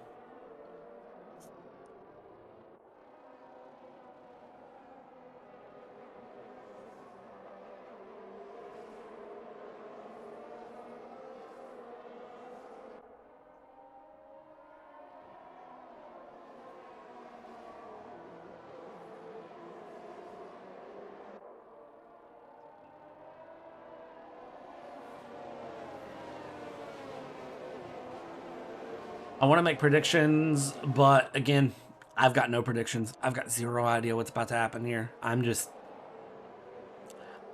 in to enjoy this, just like the rest of you all. I can't tell you who's going to be where. I just know.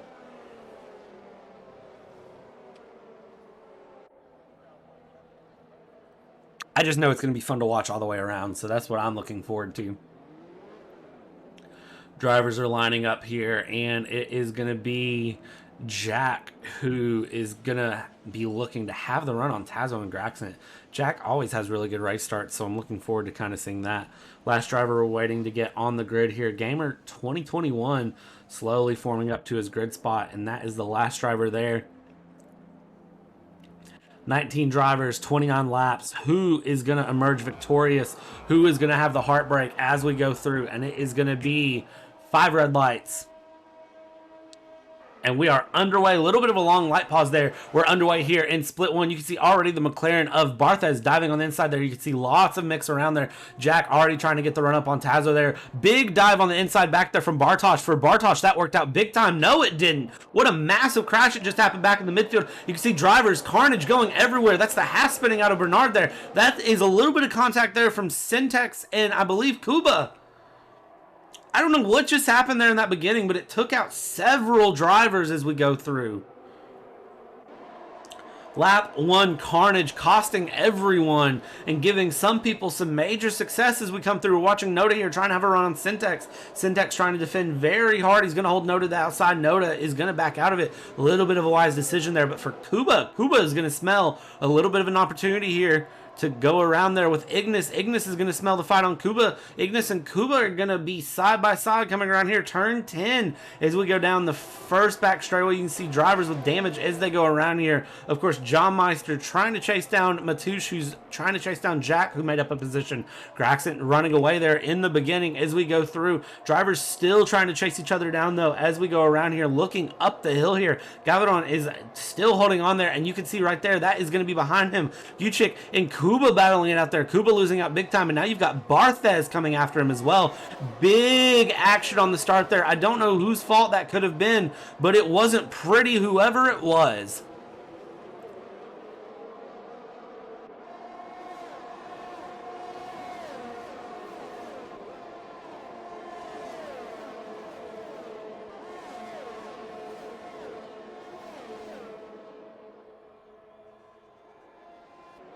All right, we've survived lap 1 for the most part. Syntex, Kuba, Fishu, and Bartosz all taking damage on that lap 1 incident.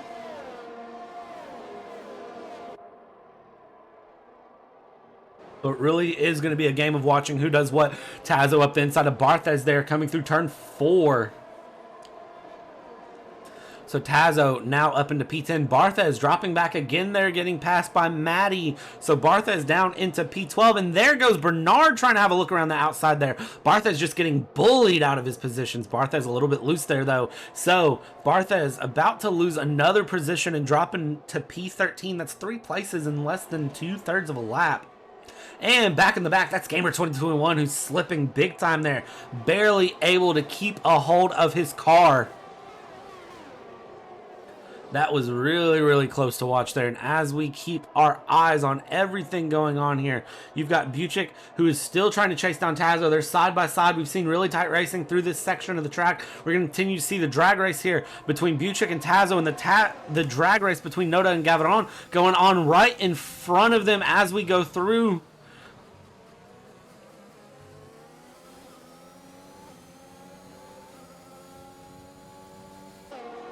Of course, now we're on to lap 3, so DRS will be enabled at the end of this zone.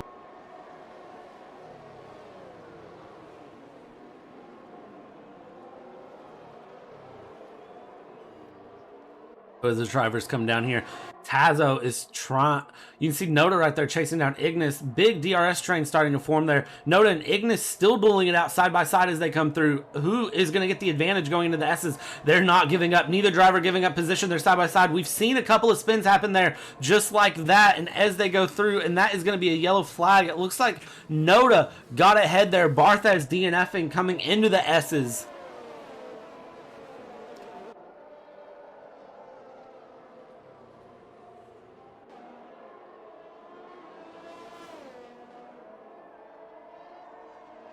While the front four is settling it out here, everyone from 6th place back is not done. VSC has been deployed here on lap 3 due to that wreck with Barthez. VSC is out, and that is going to give all the drivers just a second to relax. And we'll see if anybody's able to take advantage and make up some positions as they go through.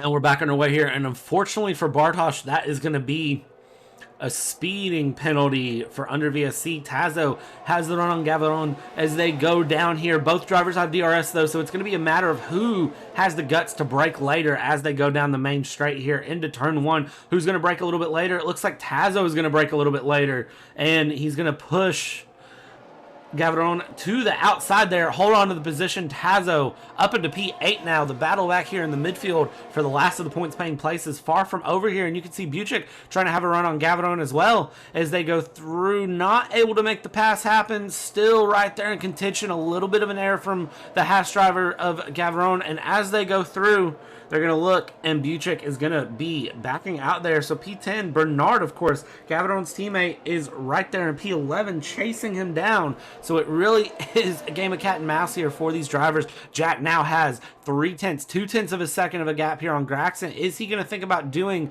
the late break? Bartosz retiring out of the race here. Looks like just a standard retirement, though, going through the pit lane. As we go through here, Jack trying to chase down Graxon as they come around. Jack half a second back. With DRS, he was down to 2/10. He lost a lot of time going through the uphill of 10, 11, 12.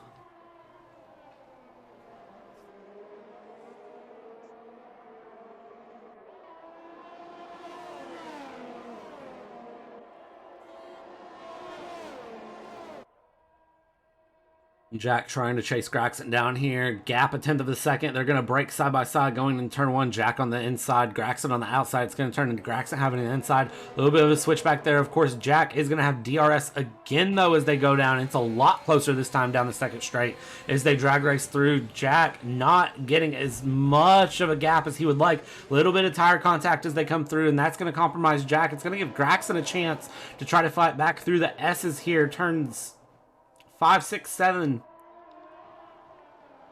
And as they go through here, looks like Jack is going to have to settle for going back behind Graxon for another section of this track here. And Matoush is right behind him.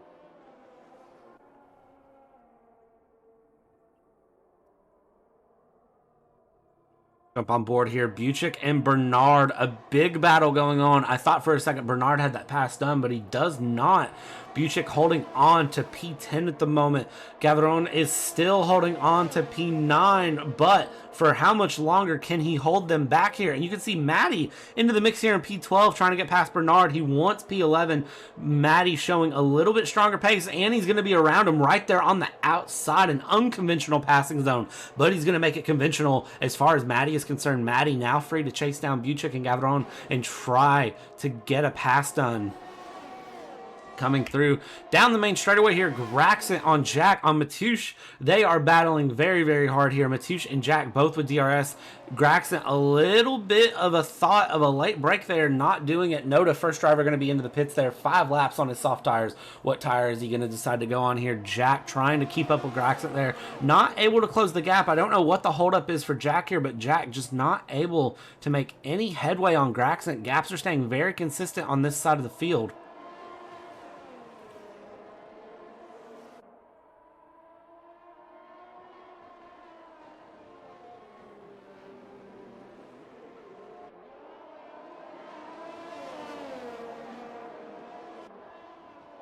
About this in split 2, and I just have to bring it up in split 1. For our first race back, these drivers are making it very, very fun to commentate.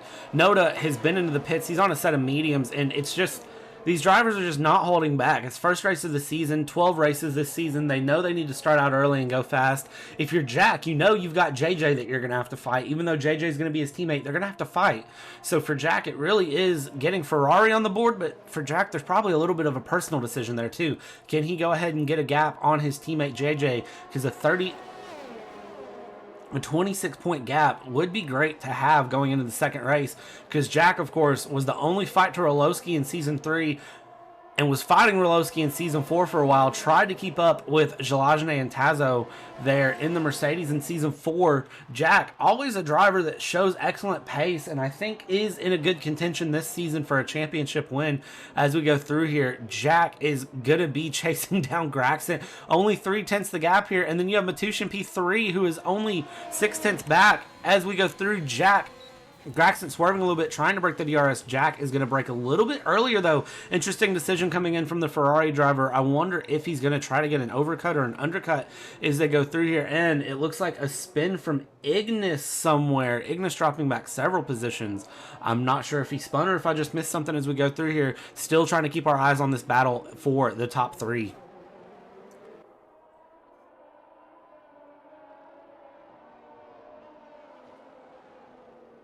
You see Kuba there in P15. He's went on to a set of hard tires. Me and Syntax, again, something we talked about in split 2, tire strategy. Soft, medium, or soft, medium. Typically what we saw, a very short VSC right there that just came out and back in already. Of course, as soon as the VSC goes in, though, DRS is available. And now we're going to jump back here. Ignis and Maddie going side by side as they come through. And it looks like that is going to be Ignis's position to keep and Maddie's to lose as they go through and come around. And we're continuing to watch here, going down what is essentially the second back straight. Jack is holding on here, 0.4 of a second, the gap to Graxent, and then, of course, Matoush, 0.4 of a second behind there. So we're going to keep our eyes on this battle. Graxent trying desperately to break the slipstream down the main straight. Jack has DRS open, though. Gap 1/10.5. Jack's going to break a little bit earlier. He's not going to get the pass done here. He's going to try to go for the next straightaway. Graxent with a fairly good run there. Jack maybe a little bit better of a run as they go through. John Meister into the pits here, but watching Jack as he comes through, Jack is going to look. He thought about the outside, which would have been really unconventional there. He would have taken a track limits warning for that, but decided to back out of it there. Graxent just holding the road, making that Red Bull as wide as the track as he can as we go down through here. Buchik trying to chase down Gavron as they go through and just holding on to it. I mean, these drivers are trying here. In split 2, we're seeing these bubbles form. Or in split 1, we're seeing these bubbles form. Split 2, we saw major battles between multiple drivers. Right here, we're starting to see a few bubbles form. Top 3 is a bubble. And then this battle right here for P5 is a bubble. Then you've got the battle for P9 that's a bubble. But nobody's just running away with it. It's all very, very close racing all the way throughout here. We're watching Buchik go through. He's got Ignis right on his tail to worry about. And then we have a yellow flag, all 3 sectors. It looks like that is going to be Matoush who is spun out there in the 3rd sector. 1st sector, it is going to be Fishu who is spun. 2nd sector, I didn't see who that was, but somebody is spun out here. So we've got spins in every sector. Everybody's back underway, though. No need to worry about a safety car as we go through. We're going to watch here because Jack, 0.4 of a second the gap. He's going to follow Graxent into the pits here. Lap 9 of 29 and both drivers into the pits. You can see the Red Bull garage scrambling. Their soft tires are going to be going on for Graxent. What is Ferrari going to put onto Jack, though, as Jack comes in? Jack is going on to mediums, so splitting strategies as they come through. And then, of course, Matoush into the pits as well, right behind him. So what is Matoush going to go on? Matouche in the AlphaTauri going onto a set of mediums, but he's got the front wing change as well from his spin. So where do these top two drivers come out? They're going to come out P7 and P8. Do they come out into traffic? They got ahead of the traffic. So still free air for these drivers to worry about and deal with. And the fight is back on. Graxon's going to be working on opening a gap here and taking advantage of the best of the life of his soft compound tires.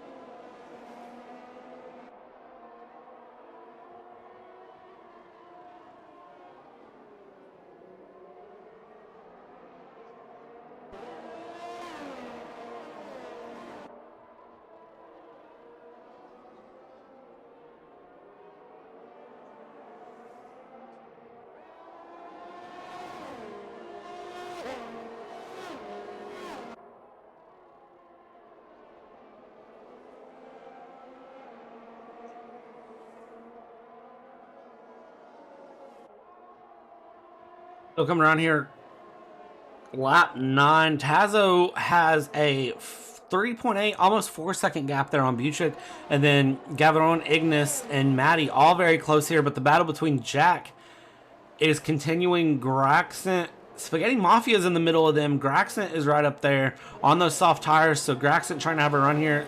Jack has the DRS here on Spaghetti. And as they go through, Jack is going to get clear of Spaghetti Mafia there. John Meister trying to have a run on Spaghetti Mafia as well as they go through. Tazo's into the pits now onto a set of mediums. We're watching Jack come around. Jack has to make up that 1.5-second gap he has to Graxon there. Graxon's going to continue to chew away and move forward and put traffic in between them. Gaviron is currently your leader in the Haas with a half-second gap on Buchik there, 0.5 second back to Ignis, 0.3 of a second back to Maddie, and then Graxon is 4 seconds back and continuing to chop that time down on these front four, so he's going to continue to battle there. John Meister and Wasserschwein swapping positions there, a little bit of team orders in play, I'm sure,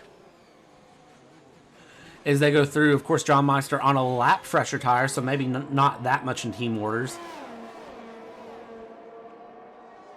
But I wonder if they're going to let the teammates battle it out here in Alfa Romeo, or if they will tell them to stay put and keep everybody behind them. It's going to be interesting to watch as this battle develops. I always love watching teammates fight here in FRL because you don't really see a lot of team orders unless there is a big, long battle for the championship going on.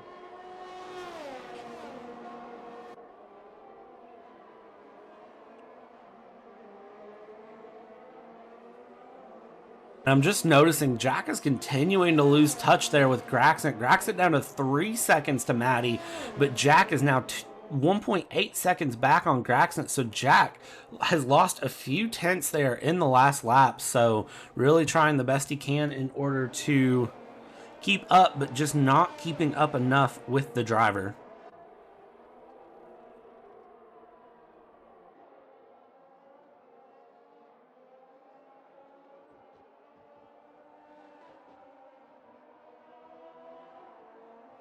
So watching here as we go through this top four, only separated by a second between 4 cars. So this is really anyone's battle, anyone's guess where this goes through. Lap 11 of 29, 18 laps to go here.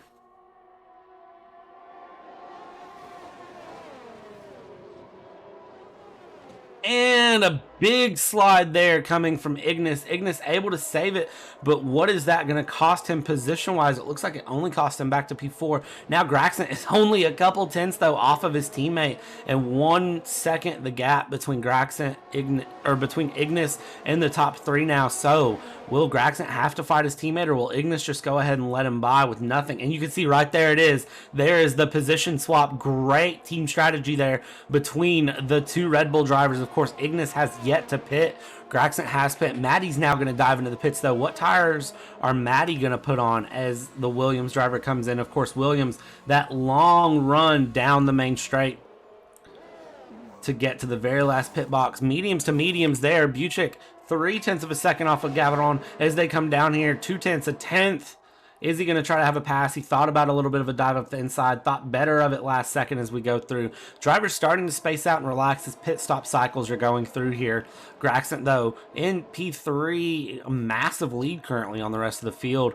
Gragson 1.7 seconds on his teammate Ignis, and Ignis a second behind, or a second in front of Jack. Jack's going to start gaining. Ignis is definitely going to try to slow down Jack as much as he can. We're going to see some Verstappen and Checo playing out here.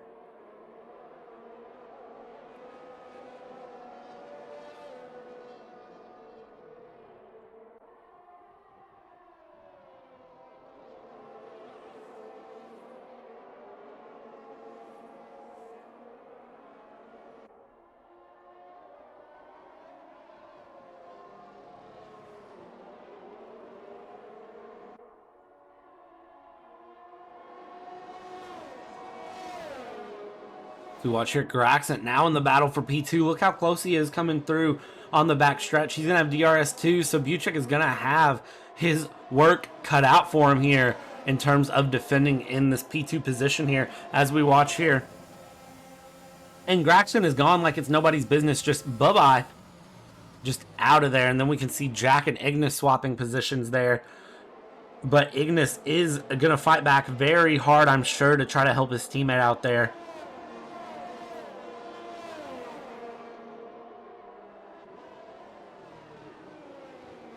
Jack with a second and a half he needs to make up to get back towards Gragson. Can Jack make that time up, though? I'm sure he can because he is on fresher medium tires. Jack, of course, is going to have to pit again, and I would say Jack's going to go on softs to finish the race. And you can see Ignis back in the back getting loose again. Ignis with a little bit of traction issues we've noticed going through. I wonder what that is about, or if that is just potentially driver errors again. Gragson now getting past Gavaron. So Gragson up into P1 here, and Jack has two cars he needs to get out of his way in order to get back after Gragson. Gragson driving very smooth and consistent today, as we've seen. So Gragson in a very, very good position and utilizing the best of his soft tires that he can here as Jack comes through right on the rear wing. I mean, look how close he is. His rear wing is basically underneath Buchek there. And now he's going to break off to the side with DRS open. He's going to drag race him down. Something happened there. Buchek slowed down, and Ignis diving into the pits out of nowhere. Buchek into the pits as well there, so that could be what that was. So now Jack has 2 seconds he needs to make up on Gragson. It's continuing to open the gap here for Gragson and Jack. The main battle here, of course, Gavaron has yet to pit, and some drivers have pitted. It's very mixed up at the moment in terms of where all the drivers are pit-wise.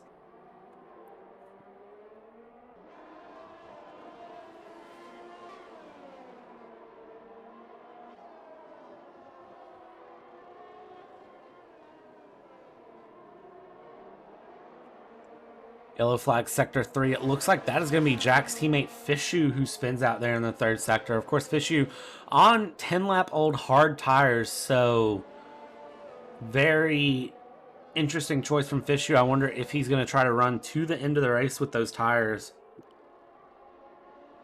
And now the gaps have really, really spread out. You can see several seconds between every car. All the drivers are starting to run their own race. Jack's still on the hunt here to get past Gavaron, and it is half a second, the gap between them. Fishu into the pits again, going on to a fresh set of mediums here on lap 14. Guessing he's going to have a wing change as well, just based on that extended pit stop that I'm seeing.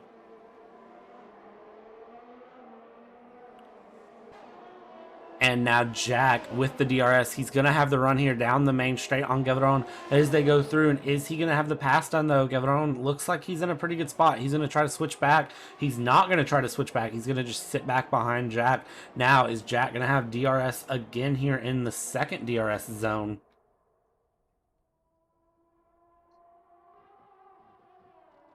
And it looks like Jack doesn't have DRS, Gavron does, but Gavron isn't able to take advantage in the shorter DRS zone. So Jack now in P2, and he can set his sights on chasing down Graxon at 2.4 seconds the gap now, so he's just got to chase that down and attempt to hold that. Now, Alfa Romeo, P4, P5, looking very, very solid here. Drivers on similar strategies, just one lap of pit difference, but sticking very close together. So they are trying to set themselves up for a very successful run here for Alfa Romeo to start off split one.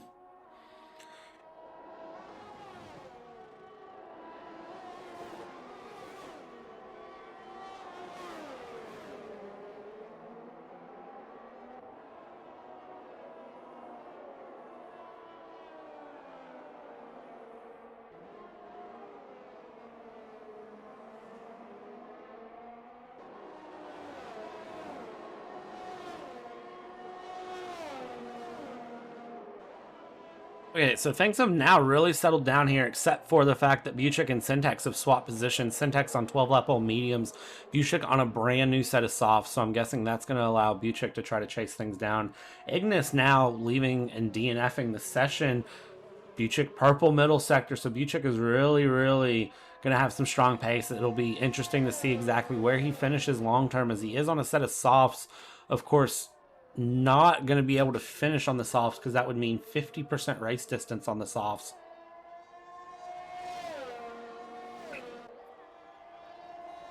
But Buchik, 129.3, fastest lap of the race so far. Really, really strong time there. And basically the only things I see that are very close together is John Meister and Wasserschwein, and then Buchik and Syntax, the teammates, staying very, very near each other here.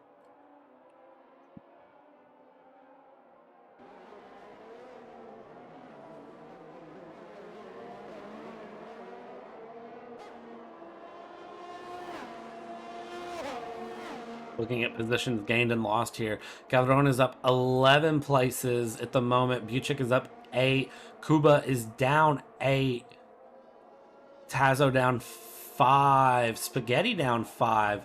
And the only driver to not stop yet is Gavron, which is why he's so far up. He's on 15 lap on medium, so really, really milking those medium tires for everything they're worth. But now he's got the gap closing on him to John Meister and Wasserschwein. So is it going to be worth it for him to sit there and continue to milk those tires for another lap? He seems to think so. John Meister half a second back there. DRS open 4 tenths. 3.5 tenths, 3 tenths. John Meister thought about a dive down the inside, decided to not do that though.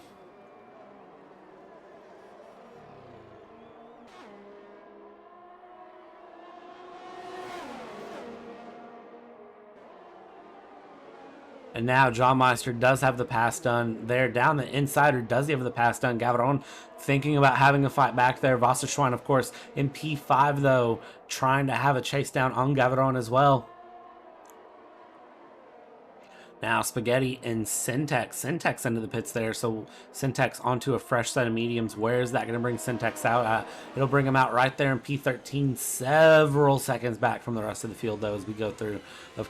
And Wasserschwein finally passed Gavron there. So Gavron starting to drop back there on 16 lap old medium tires. I'm really interested to see how much longer he holds those tires on. Jack, of course, near his teammate Fishu there up in the front, but Fishu is a lap down, so that shouldn't be an issue for Jack there. 1.8 seconds now the gap, so Jack slowly making headway there on Graxon, but not making headway enough.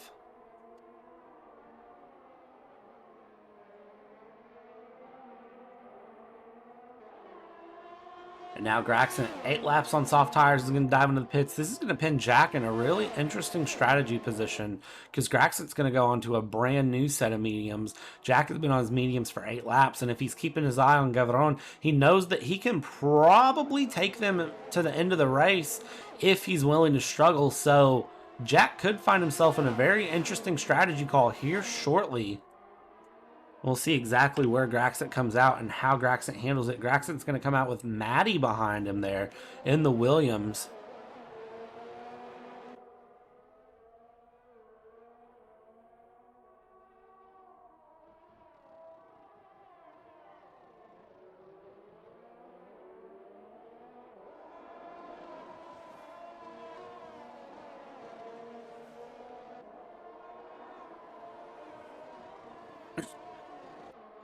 Gamer and Bernard battling it out here for P14. This is some very, very close fighting here.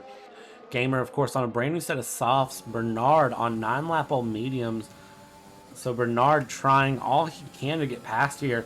DRS open on Bernard. Bernard is going to have a dive down the inside. He's going to be ahead there, and he's going to slide in front and go ahead and brake, and that is going to lock Gamer into position. Gamer's going to go for the better exit here as we come around, and Gamer is going to almost get that better exit and almost slide out, but he is going to have the DRS. He is going to have some major overspeed there as they come down, and it looks like for Gamer, not able to hold the position as he had to compromise his corner entry, but great battles back there for P14 at the moment, which is one of the closer battles we're seeing. Everything else is kind of just relaxing here.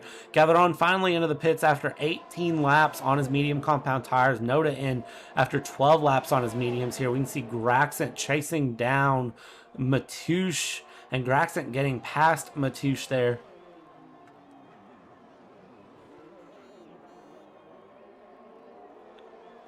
So Graxent holding on to P5 here. Top three right now, Jack, John Meister, Wasserschwein. And I'm sure all of those top three drivers are really, really debating on taking it to the end at this point.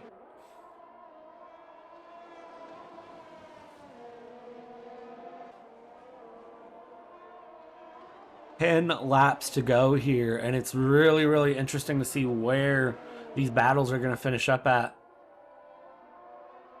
As we watch here, coming around the final corner, we're going to see Bernard and Gamer battle it out here again. Gamer a little bit closer this time. DRS open 3.5 tenths, 3 tenths, 2.5 tenths, 2 tenths. You see Bernard going very defensive there into the first corner. Bernard really trying to hold it there. Gamer's gonna need a good exit and a little bit too much curb coming through turn one, but it looks like Gamer might be a little bit closer here. Gamer 3 tenths, 2.5, 2 tenths, and what a swerve by Bernard. I don't know what that swerve was, what he was trying to defend, but it doesn't look like he defended it, and Gamer is gonna get the pass done there. So Gamer now up into P14. 20 seconds he's got to make up to get towards Syntax. Here we go. Tazo up into P3 after Wasserschwein going to the pits. Wasserschwein going to do the final 9 laps on a fresh set of soft tires. So that should be fun to watch. That's going to relinquish Graxent here. 6 seconds he needs to make up on Tazo, and then another 10 seconds to make up on Jack.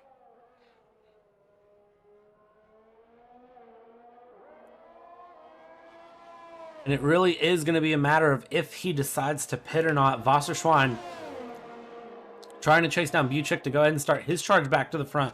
And the faster he can cut through this traffic, the better off he'll be here. And you can see Wasserschwein and Buchik really battling it out here as we go through. Middle sector coming up. And it is going to be make or break for Wasserschwein at this point. He needs to get around that way. If other drivers pit, he can go ahead and start closing some gaps to try to take advantage and take overcuts.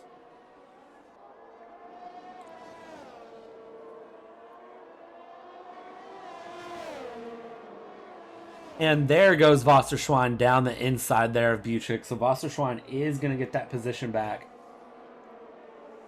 And get into P7, he can start chasing down. Jack is going to go into the pits, though. What an interesting call from Jack there. He really does not have the space for this pit stop, but he is going to go onto a set of softs, I'd imagine, in order to finish this race. And John Meister pitting right behind him. Ferrari releasing Jack there. John Meister in onto a fresh set of softs as well. So we're going to see Graxent coming out now. Is Jack going to be coming out? Jack is not coming out of the pits yet. How far back is Jack going to drop? There's Maddie coming through. Jack down into P5. Is Jack going to get in front of John Meister? He does.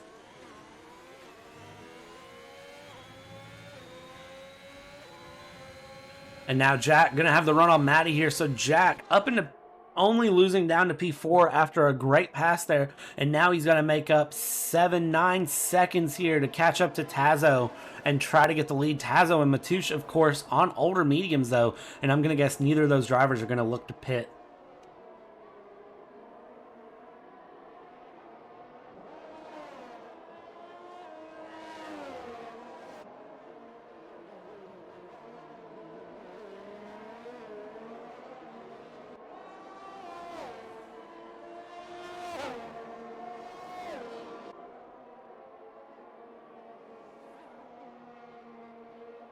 Watching here, Jack already closed half a second down there. John Meister and Buchik battling it out there. John Meister able to get past there in the uphill section going towards turn 12. So Buchik now down into P8. Gavron is down in P9, 0.3 of a second the gap. Pit stops have reshaken everything up and made everything extremely interesting. Wasserschwein, 3-second penalty to his name, so he'll drop down to around P9, P10 if we were to finish the race the way it stands right now. 7 laps to go here in Season 5, Split 1, Round 1. Maddie diving into the pits here, very close to the end of the race, so an interesting call there from Maddie to go into the pits. You can see a 3-way battle starting to form here. Buchik, Gavron, and John Meister.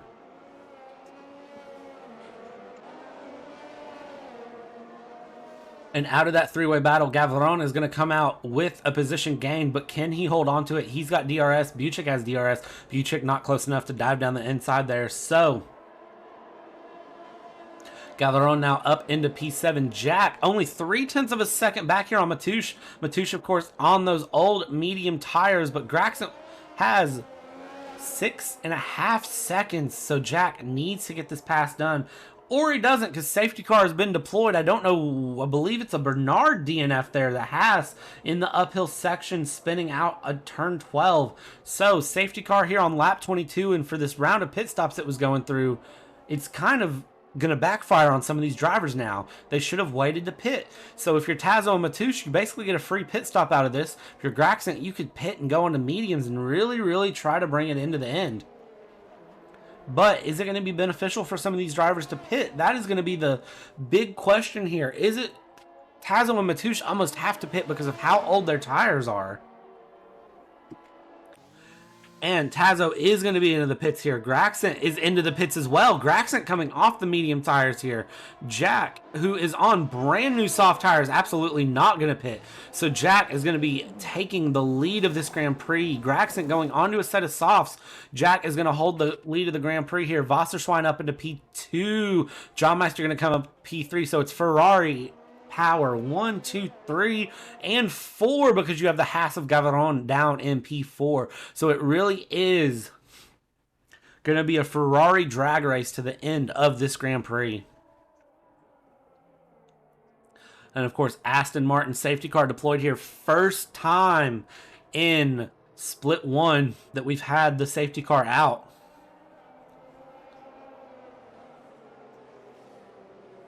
I mean, this just changes everything. The safety car was already mixing so much stuff up, and it's basically played into Jack's hand. Jack had 6 seconds to make up, and then the choice by Graxon to go into the pits just basically gave Jack P1 out of nowhere.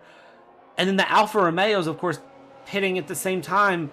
Alfa Romeos have been really close together, and then all the drivers who had pit right there before the lap before the safety car in amazing positions now. Graxon is in P7 and has 6 cars ahead of him. Graxon's almost cost himself by pitting there. I probably would have stayed out if I was Graxon and just stayed on the mediums, honestly. It's a little risky there, but I mean, at the same time, look how much position he's given up. But I'm not the race car driver. What do I know? I am just the guy who wonders what the race car drivers do and tells you what they're doing. It's just wow. So, as we have this run down here, we are into lap 23. I'm going to guess safety car comes in around lap 25 here. And unfortunate for Bernard here in the season opener. Again, 4 drivers DNF'd. We had 5 DNF in split 2, and unfortunate for those drivers that have DNF. Jack faking like he's going to go into the pits, it seems. Just a little bit of mind games being played there by the Ferrari driver, which I don't blame him a bit. We know the ultimate pace Jack has, so I'm really, really excited to see how this race finishes up, because I think this will set the tone for who we need to watch for the season. I don't know if this is a very accurate representation, but I really, really think this is going to be a good representation of where this season is going to end up at.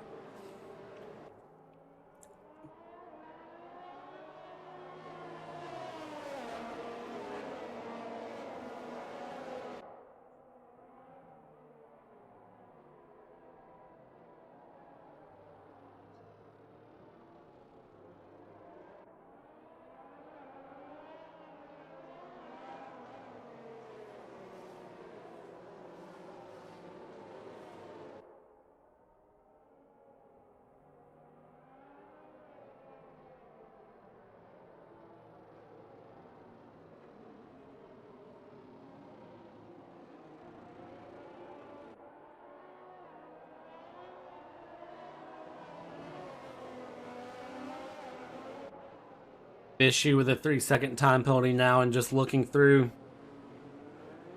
at everything going on here. So 6 seconds of time penalties for Wasserschwein, which is going to be detrimental for him because of the safety car. 15 seconds for Fishu, 3 seconds for Gamer.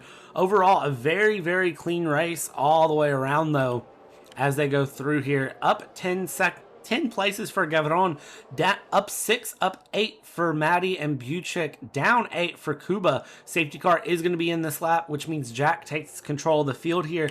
And we saw, again, some mind games being played there by Jack, faking in and out of the pits, and look at how hard he just swerves over. So I'm really curious to see what Jack decides to do for when he wants to go. We're going to watch Wasserschwein here, see if Wasserschwein tries to push him. Jack is going to go when Jack wants to go, of course, and it's going to be a matter of can he catch the Alfa Romeo driver off guard here and catch the rest of the field off guard. And you can see he's just now going here, but not really going. He's going pretty slow for a driver that's going there.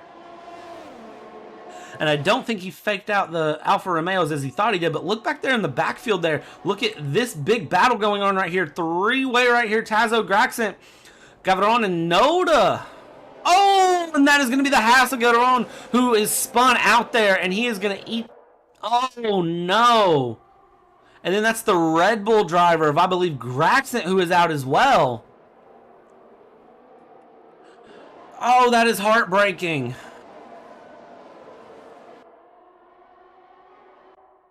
I don't know exactly what happened there, but for Graxent not able to get his car going, so Graxent is now out of the session here. Look at this 3-way battle right here for P4 going through, though. Matoush, Noda, Tazo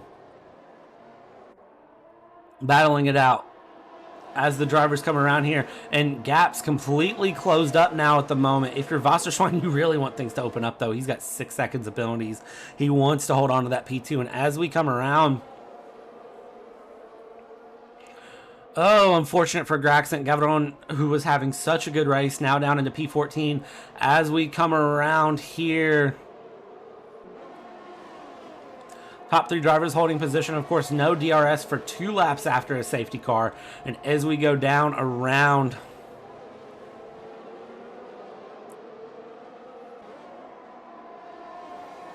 starting lap 26 here for the race, and it's just anyone's guess how this ends as we go through. It's extremely close there. You can see Tazo trying to make a move there on Matoush, not close enough to hold on to the position there. Kuba, Spaghetti Mafia was close enough to get a pass on Kuba there.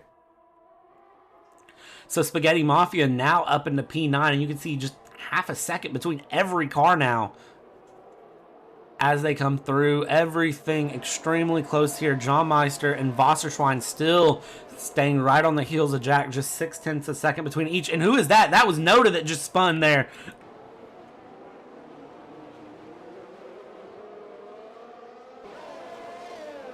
Noda spinning out there in Sector 2. I don't believe he's out of the session, though. He is back out and going. But unfortunately, it looks like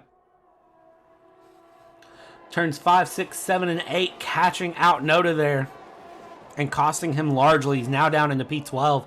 So unfortunately for him, that is going to be a race very much over unless we see like a massive wreck of all of the field.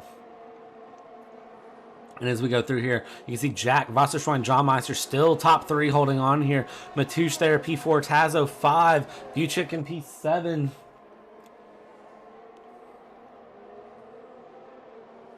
And it's all the drivers trying to push here just to gain a little bit more time. DRS is going to be enabled on this lap here.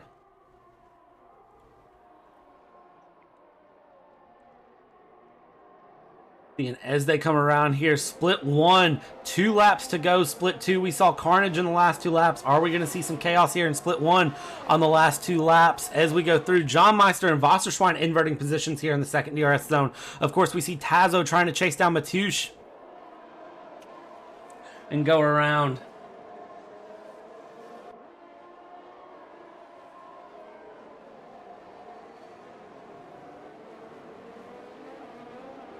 They're coming around here, lap 27 of 29, a lap and a half left to go of the season opener here of Season 5, and as we go through,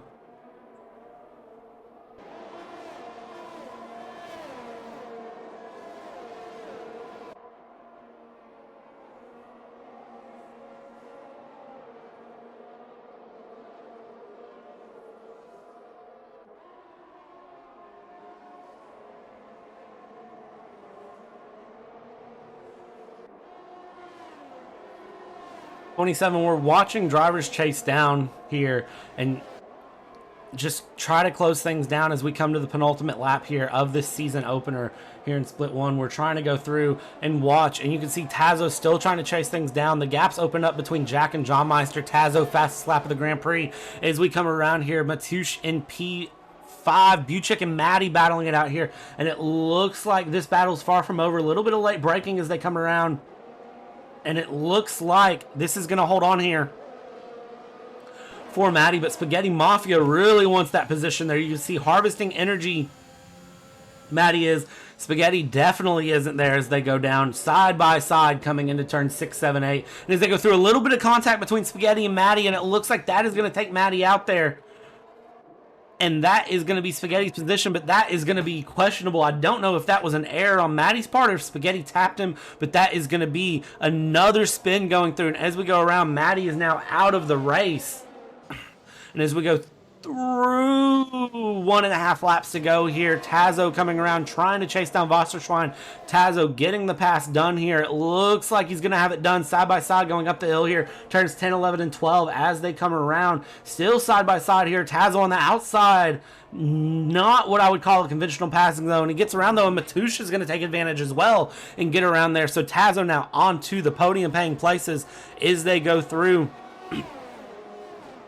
Maddie out of the session though after that spin there in the first sector. Tazo in P3 is going to try to chase down John Meister for second place, but 1 lap to go, 7/10 of a second. Can he get the pass done as we come around? Jack has built up a 2-second gap to the second place John Meister, so he's not going to have to worry about it there. Mateusz, DRS open. Can he get himself on the podium here as he goes around? He's going to do aggressive braking into turn 1 around the outside. He's going to try to take advantage of DRS, but Tazo, of course, is getting DRS off of John Meister as well, so he's going to be trying to push as hard as he can, a little bit harder here on this final lap. And you can see right there, Tazo is going to try to get around the outside of John Meister, and then Mateusz is going to try to follow him right through there. We've got a 3-way battle for second place coming around here. John Meister, Tazo, John Meister. I don't know who's got the lead here, and it looks like Mateusz is going to follow through as well. Contact right there between Tazo and John Meister, and that is going to be John Meister back. Mateusz up into P3. Wasserschwein now into P3s. Mateusz is going to have to back out of it there. Mateusz is still fighting though. Little bit of a push to the outside there from Mateusz to Wasserschwein. Wasserschwein down into P4, but of course Wasserschwein 6 second of penalties.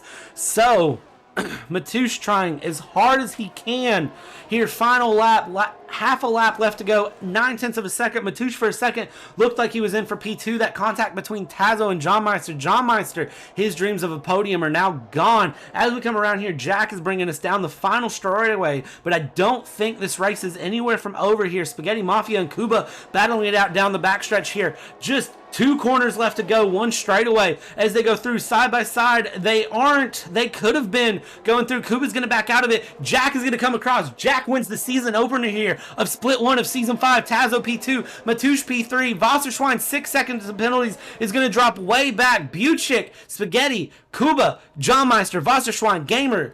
Still a few drivers left to finish through. Fishu in P10, but penalties. Noda's going to get P10. Fishu P11. Gavron P12.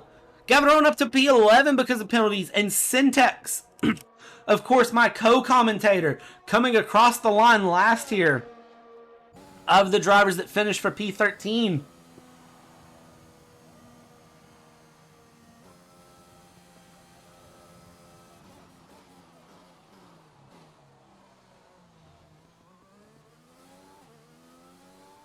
So, Split 2 was amazing. Split 2 was super tight. Split 1, late race safety car, absolute chaos. Jack, runner-up Season 3. Season 4 with some tight battles. A driver that we know, without a doubt, has pace. Jack finished P3 last season, only beaten by the two Mercedes drivers. And he's going to start season 5 on the top step. Tazo P2. Oh, we're in for a long season of tight battles. And I cannot wait.